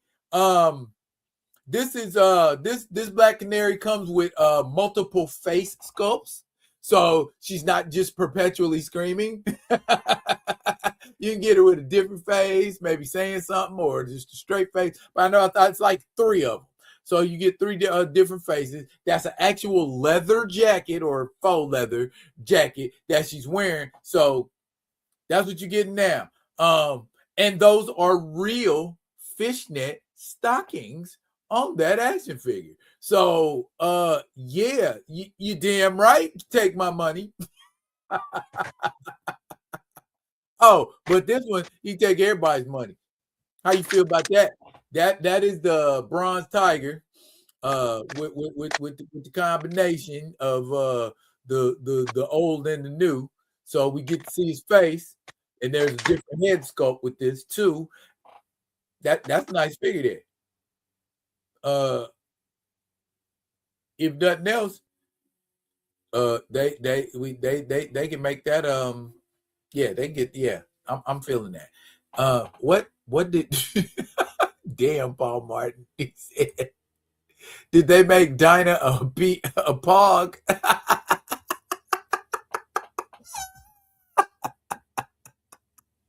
Stop it. Stop it. I ain't saying nothing about how Dinah looks. Leave Dinah alone, man. Leave Dinah alone. Y'all are hard. Y'all are hard on them. Okay. War Machine. Can we talk? Well, a little bit. Hold on for a second. I just realized something. What you realize, Theo? So I got my dog. I broke my dog out while you was talking. Oh yeah, you got that big lob. That big lob. I'm jelly. I'm broke my dog out. Broke my dog out. And I wanted to see something because they said my big dog was tall, right? Hold up. Time out. Bam. Is he tall? That's why you got. That's why you got to have your ruler handy. Well, you know, I'm looking at the height between him and Roadblock. Wait, like 0.5 inches taller? Yeah, I guess. When you stand him up and you looking at him and everything like that, and he don't really look that much tall. Well, yeah, he is taller than Roadblock. He is. Well, then that's pretty damn tall. Yeah, he taller than Roadblock. I wanted to do a picture where I had him, Roadblock, and Heavy Duty standing side by side. See what that looked like. Would you do that and you send that to us, sir? Yeah, I'm. But in the meantime, get your War Machine on. Man, look, we saw that. We saw that. You saw that. You talked about it last night. I did talk about it. Bruh, I liked it. I liked it too. It made me feel a lot of different emotions. Yeah. That right there. So that right there. If a movie can do that, then I feel like it's been successful at what it set out to do. Because I mean, when I first started watching it, it was like, okay, I know, because I knew ahead of time, because I had talked to you and I had like scrolled past it, searching for something to watch, and I seen and I was like, sci-fi? Let's come back to that. You know what I'm saying? And never, spent the block on it. But yeah, it read like a military movie for like the first half hour, 45 minutes, and then it just pivoted and the pivot was sudden. And so it was like, okay, come on, keep up. You saw the title of the movie. So, yeah. Man, Alan Rickman is nice. Like, I think I was saying that we go back with Alan Rickman all the way back to Smallville. You feel what I'm saying? And he was in a movie with Kevin. Rich son. Richson. Okay, my bad. Alan Richson. Rich son. Damn. Okay. Say that 5 times back. We go all the way back to Smallville with Buddy. You feel what I'm saying? Yeah. And I remember him being in a movie with Kevin. He was Arthur Curry. Right. He was in a movie with Kevin Hart. The best man or some stuff like that. The role he played as Aquaman was not the same role he played in that movie. No, it was not. It wasn't. And I said, oh, he got levels to him. Like, and then I seen him on like a talk show. The dude can sing and dance. Right. And like then he was on Blue Mountain State. Right. The dude got a comedic side to him. Right. He's in a movie with the dude named Kevin something or whatever. Where the dude got levels to him, man. And I'm like, I ain't gonna lie. You know when you said emotional? Yeah. At least you didn't see me, man. I had my head tilted back quite a few times during that movie. Yeah. Paul Martin say Alan looks like Hyperion. Ooh, he could. Yeah, he could. Yeah, he totally do Hyperion. Because I mean, oh boy, when he was on Titans as I mean, he was. I was like, dang, hey, that's a good cast right there. He looked dead on some Hank Hall. Bruh, I was hurt when they deleted him, but I said, okay, I guess, because you're going over here to do. I guess I gotta suck it up. You finna go over here and do Reacher. He said, I got stuff to do. Y'all gonna have to write me out of this show. Hey man, I'm mad as hell. I'm like, bro, okay, never mind. I get it. Hey, but we might get another season of Reacher. We ain't finna get another season of Titans. No. He's him, man. But War Machine, the plot, The Wedding Ringer. Yeah, the wedding ringer. They would hire him because they would hire Kevin Hart to come to the wedding and be their homie and say all kind of I remember that. Yeah, but he's him, man. But the movie in and of itself, the writing, having it start out the way it did, him going and actually seeing where they were supposed to be at as opposed to what they came upon and then realized like, oh, what's going on? I like the subtle way they showed throughout the course of the movie that Earth was being invaded. Yeah. You know what I'm saying? If you were paying attention, not you personally, but if folks was paying attention, we actually saw that play out and everything like that. I would like to say that this me being petty. We kind of started it. Because the thing was just sitting there. It wasn't doing nothing. And we decided to detonate some explosives on it. We did start it.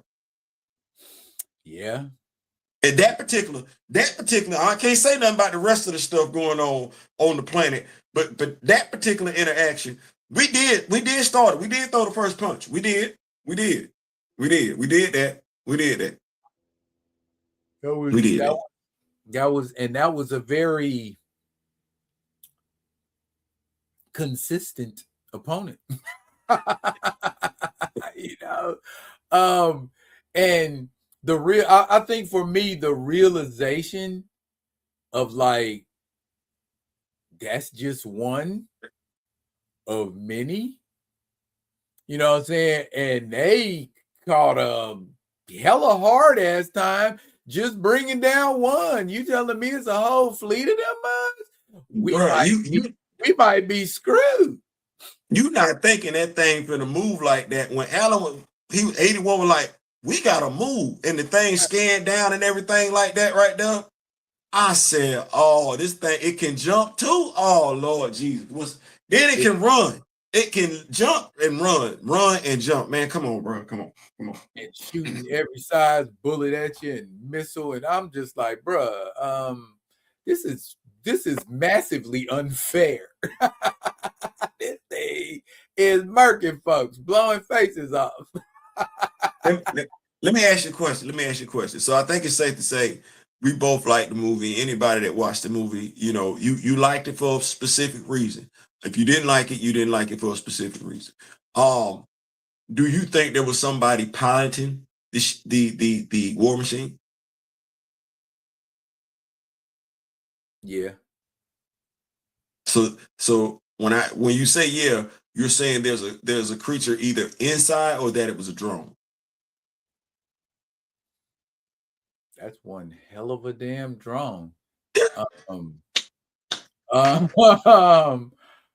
Me and the missus were having a conversation. That's why I had. That would be unless I had prior knowledge of like the mechanics of the movie. I would venture to say, because now that I think about it, they brought them back. Then they brought back like scrap heap and parts of it. If it was something in there, wouldn't it have jumped out then by now? You know what I'm saying? So yeah, that would lead me to maybe it's the drone from hell. You know what it put me in? You know what it put me in the mind of? Those of us that go back and watch horror movies and everything like that. When I say go back, we go way back watching horror movies. Bro, that was the car on steroids. The car on steroids. Remember that movie? The car? Either that or the semi from Maximum Overdrive. That one too. yeah. Because I ain't giving up. I'm gonna get you. I ain't giving up. I'm not giving up. Damn it. Listen, the thing was, I'm sitting up here and I done told Alicia, because we all think we done figure films out and everything like that. And I'm looking at the sister that's driving the vehicle and everything like that. I'm like, oh, they gonna make it. They ain't one female left. They're not gonna delete her. Yes, the hell they are. Hey, you know what I'm saying? Paul Martin, it is on Netflix. It's currently on Netflix. I think it dropped last week. Yeah. They got your boy Keenan whatever, who played Kid Flash on the CW. He's on there. I thought he was. Never mind. You ain't watched it, Mr. Martin. I ain't gonna say nothing. Yeah. The guy who played Wally West on Flash and Legends of Tomorrow. He is on there. And the dude from 21 Bridges is on there too. Yeah, sure is. He's the brother. Yeah. They did your boy kind of dirty though. What movie has he been in? I think he didn't been in a Reacher movie, the first Reacher movie, and got deleted quick in this. Hey, you know what I'm saying? Sometimes you gotta off some folks to make a point, and I think that's what the whole idea was. Him getting off. He needed something to drive. He needed something to move him forward on his hero's journey, and that was it. I gave it like an 8 out of 10. If I'm being 8 honest. out of 10. Yeah, that's fair. That's fair. I like. I like the only thing that could have made that movie better for me is if more explosions. Well, you know what? Somebody pointed this out. And more extraterrestrials. That's fair. I think this other one is fair too. The plot armor surrounding 81. It would have been more realistic. Well, I'm not gonna say more realistic because it's science fiction. I think the ending would have been better if he wouldn't have. Mr. Martin, turn your volume down. When we get ready to turn your volume back up, Mr. Martin, I'm gonna give you the thumbs up to turn your volume back up. Turn it down right now, Mr. Martin. Turn it down. So I think it would have been better to me, the ending, if he wasn't the only one. Because essentially, old boy, his leg effed up. So essentially, you the only one making it back. It should have been like maybe one or two more of y'all, if that makes sense.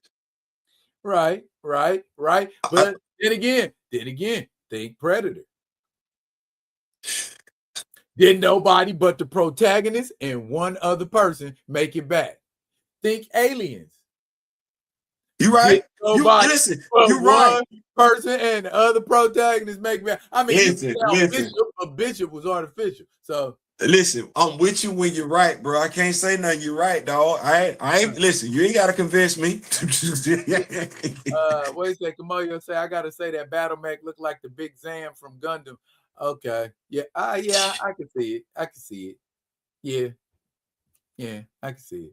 But that thing, boy, look, it was out of control. Like I like, damn, you don't care, do you? I'm like, he just tore motherfuckers apart. I'm like, man, that ain't even cool. How y'all just going? And they sitting here thinking it's part of the exercise for a minute. I'm like, bro, the first time some stuff blew up and I was bleeding, I'm done. I'm done with this. Let me tell you something. Daryl, we Daryl. I don't know, because see, I'm finna sit up here. One, we both veterans, right?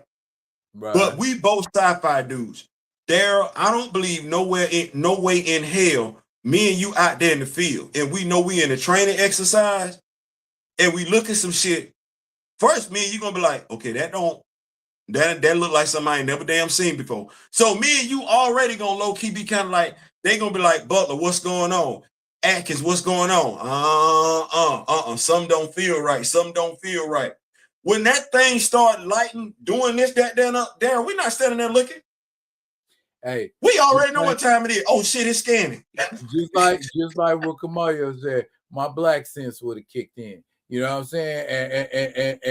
And here black people logic is, if I get far away from it, it can't hurt me.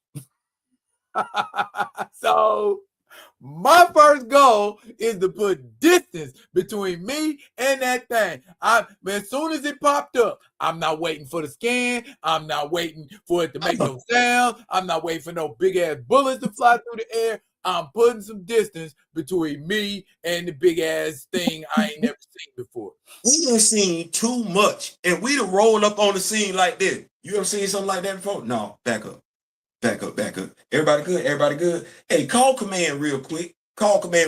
Somebody would be like, I can't get through. Oh, back all the way the fuck up. We out. I can't get no instructions. Fuck it, I failed. Back all the way the fuck up. I'm not getting killed. What you mean? This don't look right. And then when Buddy said, well, actually, our target should have been over there. Oh, yeah, let's back up. Why we backing up? Do you know what the fuck that is? No, I don't. Neither do I. And I'm not finna fuck with it, because I don't know what it is. So let's just back.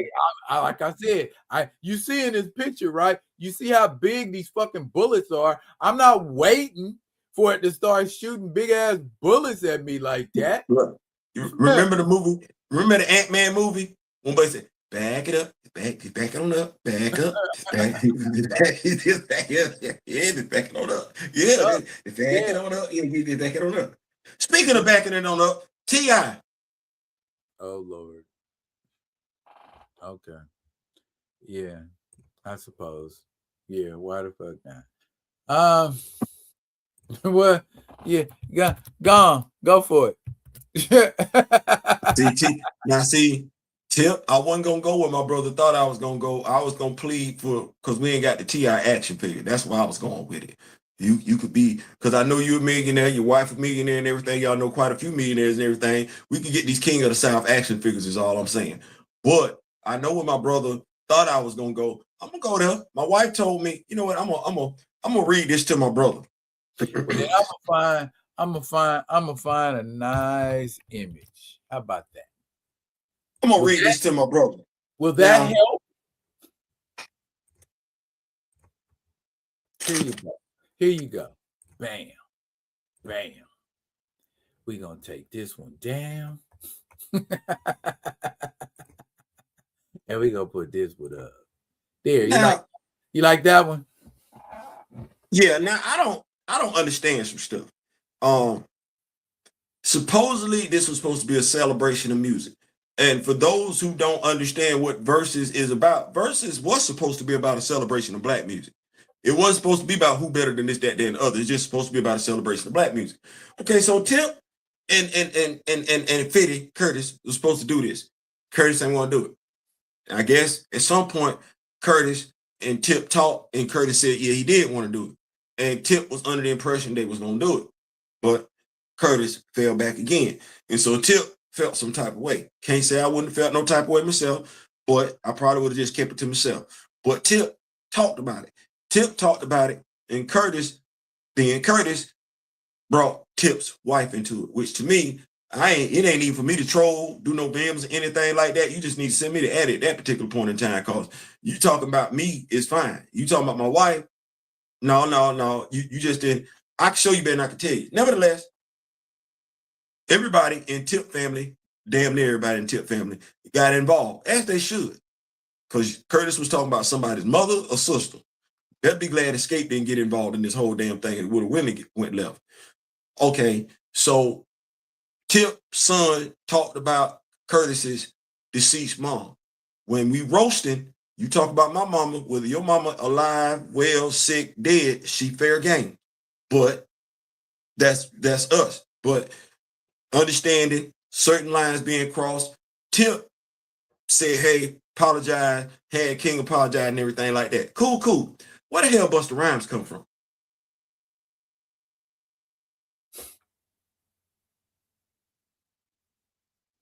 Now Busta won't in. Tip wasn't even talking to him. And I'm sitting up here like, so he was supposed to be cool with somebody talking about his mama? Talking about his wife. Busta, you sound stupid. So I wrote a little something. You the rapper out the two of us. My wife told me don't put no beat to this. Don't record it. Because if I do, we just need to be moving. But I want to get your take on this. Okay. You want to get it so bad, then let's get it. Calling me out when you could have called, you done did it. Busta bus busting for 50 real suspicious. You may get on your knees and licky. You got a lot going on. You need to handle your home. Word on the street, you like giving brothers dome. Keep going.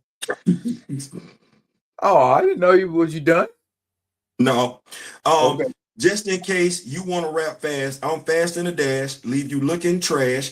It gets no better. I'm a home run hitter, a fast pitch, all you got while I'm looking at my clock, marking your time while I'm clocking your rhyme. Got a few saying wow, got a few saying how, while I say look at me now, bitch. Okay. All right. Okay. And then I thought about the whole, Touch It, Remy, that remix and everything like that. Oh, yeah. Yeah. And it say, get low, Theo. I know you not done, Busta, but can I get some? You know what they say about the homies having fun. Glad to see all the crew on the track. Respect to all of y'all. Can I get some of that? Then he gonna say, turn it up. I know y'all didn't see this coming, Mr. Theo B. Yeah, ain't that something? They say talking is my superpower. Rather stay chill. No need to be higher. Turn it up. But yeah, I just want Busta to lead. I represent the BX and the Dirty. I want Busta to just stay where he at. Leave Tip alone.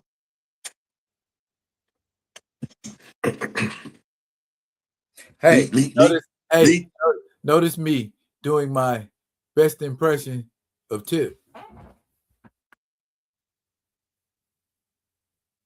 Leave Tip alone. Like, because it's like, it's stuff out there about you that ain't necessarily all the way what we want it to be, what we thought it was and everything like that. This ain't got nothing to do with you. If you want to get into a verses, just say, hey, because this would have been some grown man stuff right here. Hey, Tip, 50 don't want to do it, I do it. That's some grown man stuff. Or, because calling out Tip is easy. Call out Missy.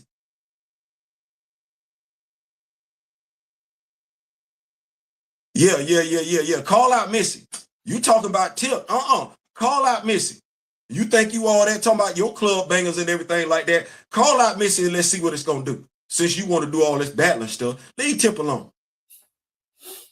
Yeah. Leave Tip alone. I don't want to get involved. He said, Mario said, Tip said he was confused calling Buzz old without calling him old. Bro, like, you just got your health together. You just lost weight. You feel what I'm saying? Leave Tip alone. Because we standing on business when it comes to Tip. Like, I don't even want to do that. I'm standing on business when it comes to Tip. Leave Tip alone. Yeah, I don't think nobody wants to see, not in no verses. Missy? See who? Nobody wants to see Missy in the verses.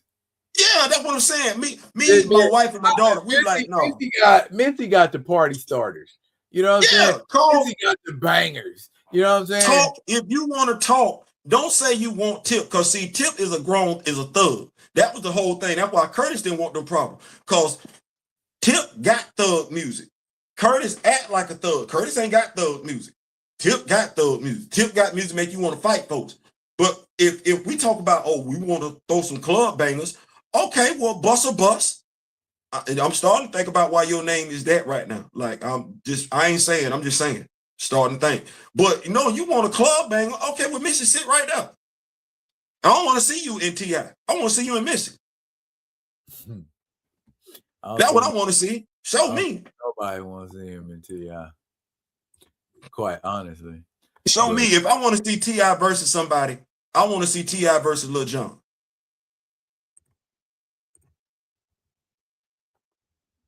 See?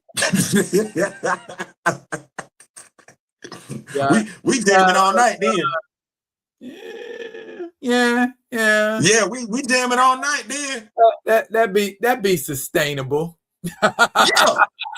We jamming all night. We going from this track. Usher gonna show up. We going to get the girl from No One on the Corner has swagger like us. We finna jam all night long. Yeah. Buster, you coming. Okay, when you show up and you say break your neck, I know Missy finna do some Sierra shit. Like, it's finna go down. So you better make sure you strap those shorty when you come with Missy.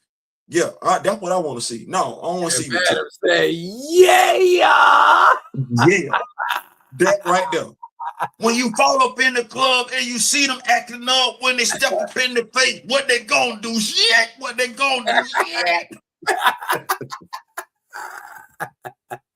That's what I'm talking about. Shit. Yeah. Yes. Yeah. Yeah. We've had that. I don't want to. Yeah. Talking all that talk about Tip, man. Keep Tip name out your mouth. That's the problem right now. Speaking. Always got a grown man in your mouth. Sorry. Speaking of, yeah, we might want to reword that one. What I meant what I said. Damn it. You gotta leave it. Well, since you got strong energy anyway. Let's finish with that strong energy. Where we at? And for the piece resistant. Ooh, don't do it. One of your please don't do it. Don't do it. Don't do it. Woo! Yeah.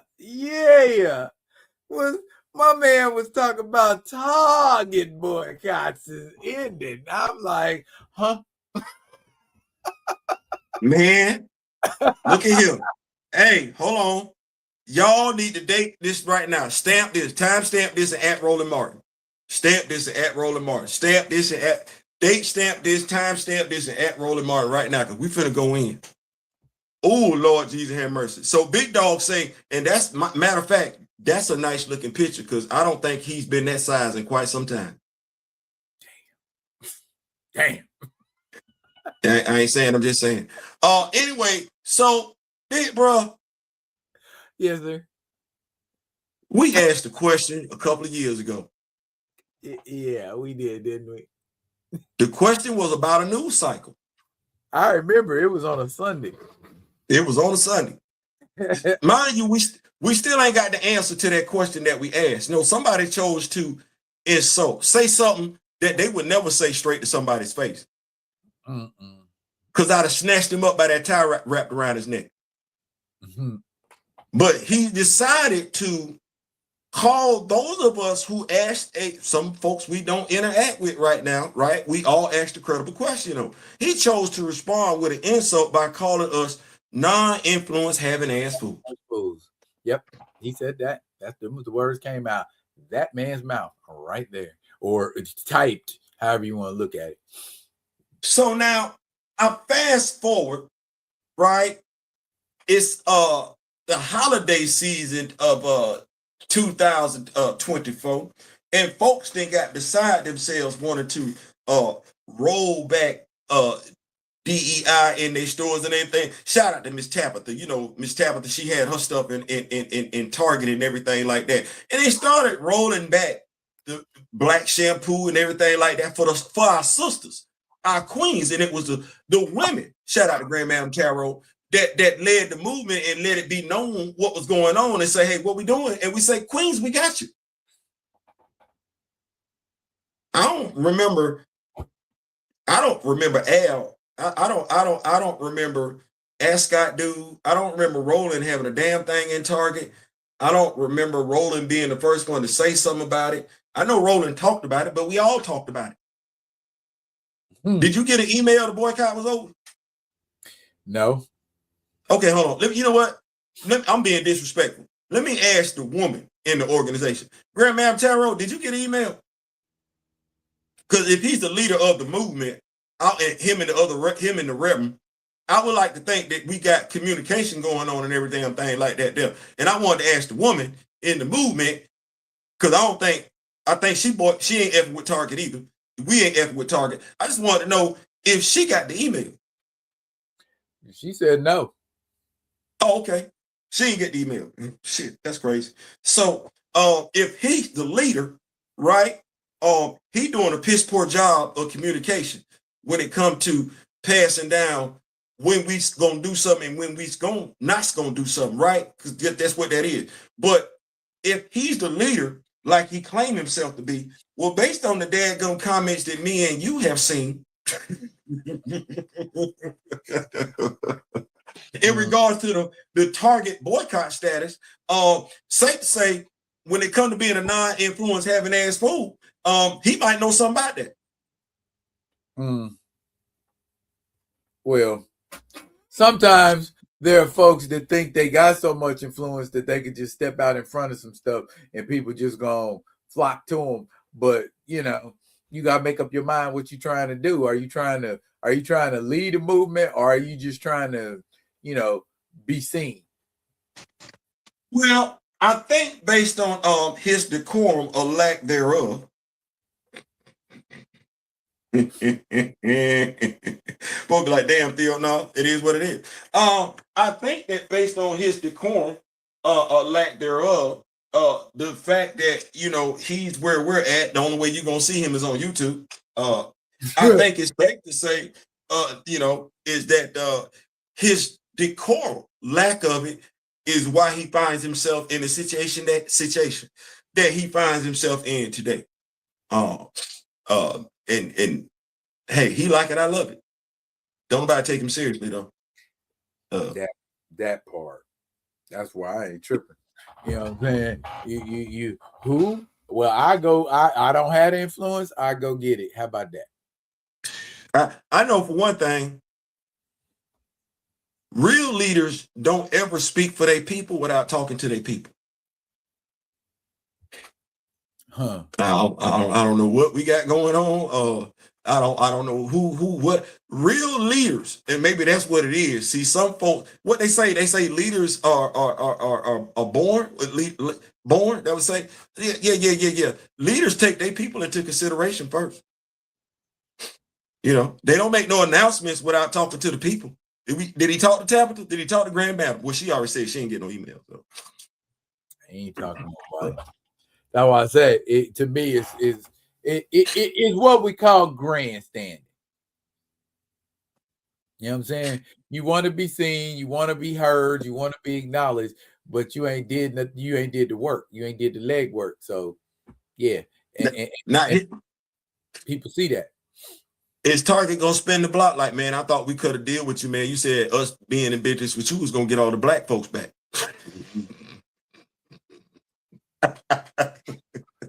Nah, bro. Don't be trying to get folks roused up and stirred up. Nah, we can't do that. Who told y'all Roland talk for us? That's the damnest thing. Who told y'all this dude talk for us? Like, y'all gotta do a better job of getting y'all black representatives, because I don't know who the hell y'all be talking to. Yeah, I mean, I don't mean to run the brother down, but I mean to run the brother Run down. him down, run him down, run him over. Back the vehicle up. I don't care. Say, if you could just mindlessly lash out like that without thinking, to me, that's a respect thing. That's why I said run him over. Run him over. Run him over, back up the vehicle. Run him over again. And you feel like you, and I've always said it all the time, man. Like, people like that I have like interacted with, like, not actors, but like folks that's like behind the scenes that make things happen in show, that they're real assholes. They're really narcissistic. They're really, you know what I'm saying? Like, regard people like things. You know what I mean? Like, you're discardable, you're interchangeable. That's, you know, I don't need you, I need you. Those kind of people. And it's like, right. I ain't really got time to be sitting around talking to a person who I know is letting me know from the rip, I'm here to use you. Right. I'm gonna tell you, man, I can't get no more mileage out of you. I'm gonna just discard you like an empty container. He was the first one. Like, I've talked to Ricky Bell. You know what I'm saying? Like, meeting him at a hotel, you know, talking to him about, you know, how the group came together and everything, because we had our own group in Memphis. So I'm trying to see some stuff. He wasn't dismissive at all. Even when we had Prof T on the phone, I mean, say on the show, he wasn't dismissive. You know what I'm saying? Joseph Illich, you know what I'm saying? Even when I reached out to Reginald Hudlin and he said, hey, I'm not able to do Blase Schwaze, he wasn't dismissive. You feel what I'm saying? I don't be, because to me it's like, you didn't, while you had the talent to get there, I would never diminish somebody's talent. There were people that locked in with you. Like, it took the folks rocking with you for you to elevate to that level. Right. How dare you shit on them? Like, and if they got a question, whether that's your homeboy that they asking a question about or not, they're asking you a damn question. Get out your feelings and answer the damn question credibly. Responding emotionally like that, it only serves to invalidate you and increase enemies. Like they say, the same people you see on the way up will be the same people you see on the way down. You never know who you're going to need. My grandmother used to say, don't burn no bridges. You never know when you're going to need folks. And these cats, man, that damn thing that he said, I'm like, it's amazing how stuff's spinning, how stuff falling. Just me and you right here. This is just the latest person who got exposed. We've been seeing folks get exposed, whether they're exposing themselves because they don't know how to keep their mouths closed, or exposing other people. It's been a lot of expose going since February started. It's been a lot of expose going. The craziest thing is the same folks who called out him are the same folks who called out Ernie. How?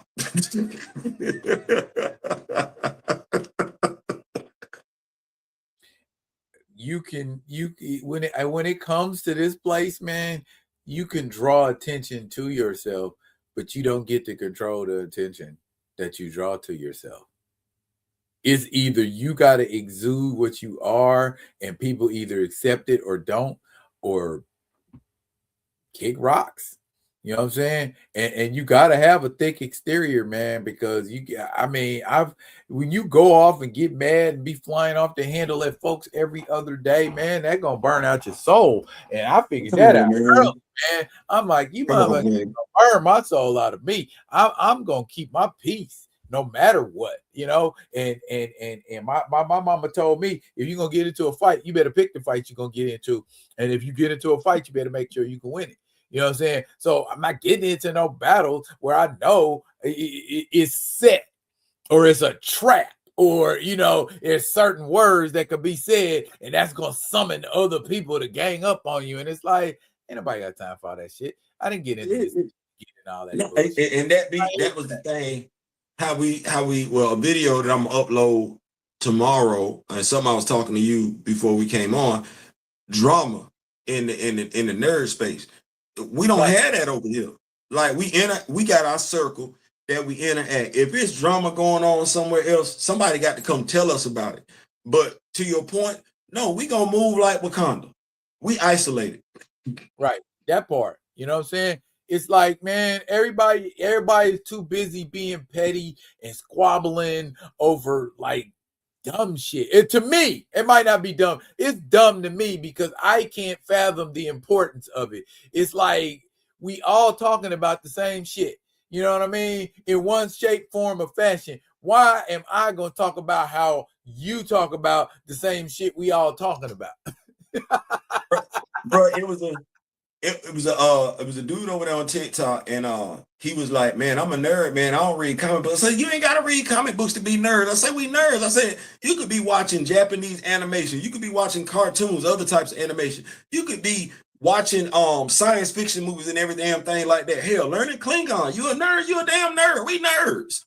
You know what I'm saying? It's different genres in the nerd land. This is what Buddy told me. And go ahead. He said, Nightcrawler is my favorite X-Men. I said, damn it, see there? I said, Leapskin. I said, shit, I learned some German reading fucking Nightcrawler here.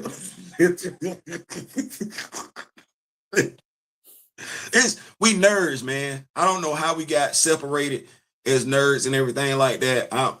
We nerds. We nerds. Yeah.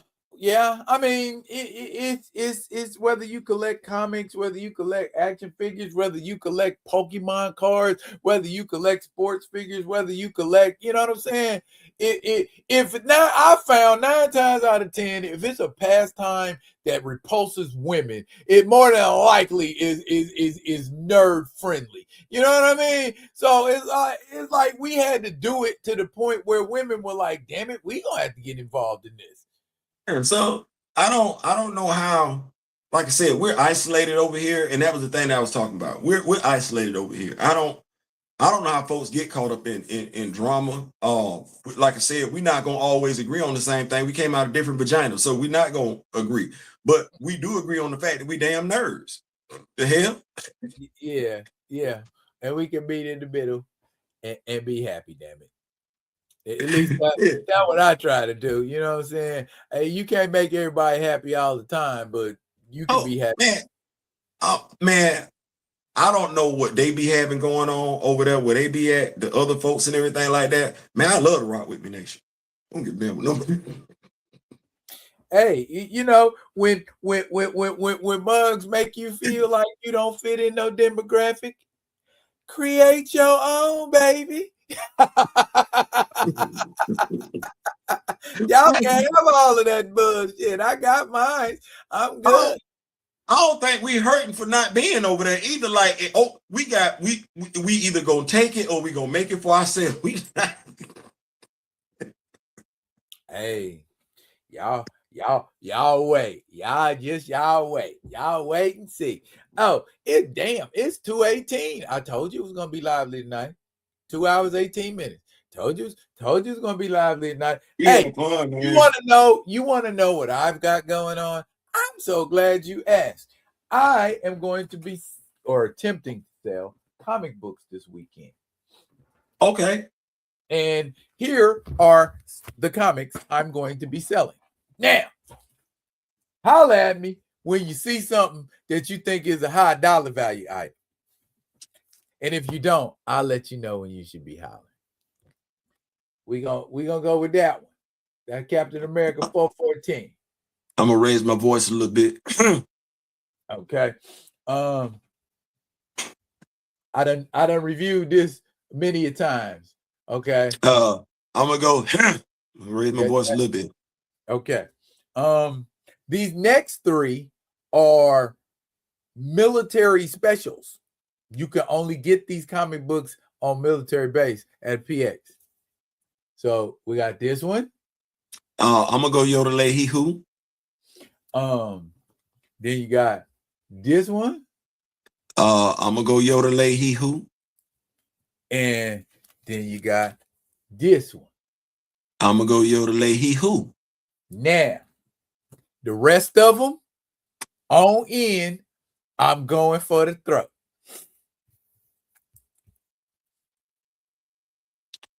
Full blown opera. For those of you that don't know, this comic book right here is the first ever appearance of Raven, Starfire, and Cyborg.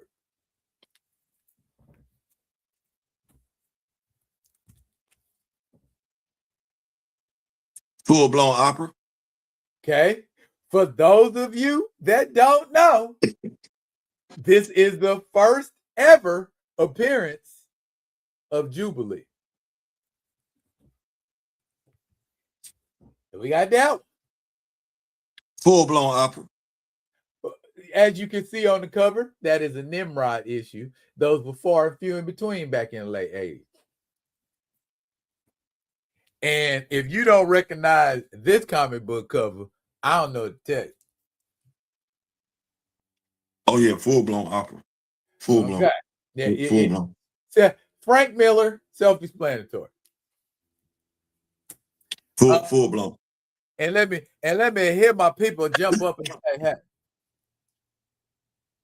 Oh yeah, we still singing. That number we 2. Still singing. That's the second ever appearance of Luke Cage, Hero for Hire. What could top the second ever appearance of Luke Cage, Hero for Hire? The first one. Yeah, we singing. We singing. Yeah, that's Luke Cage, Hero for Hire number 1. And this is the first ever solo story with Victor Stone in it. Oh yeah, we singing. First ever solo story with Monica Rambeau. We singing. First appearance of one John Stewart. Full blown opera. Sam is Captain America. We singing. And last, but certainly not least, an old X-Men ditty we like to refer to as God Loves, Man Kids. Oh yeah. Full blown opera. Full blown opera. Full blown opera. That was gonna be on the block this weekend, and I'll still be doing videos too. So I'm gonna be a busy boy this week. I don't know. I don't know. What's on tap? I know what you're gonna do. I know what you're gonna do. What I'm gonna do? Alive.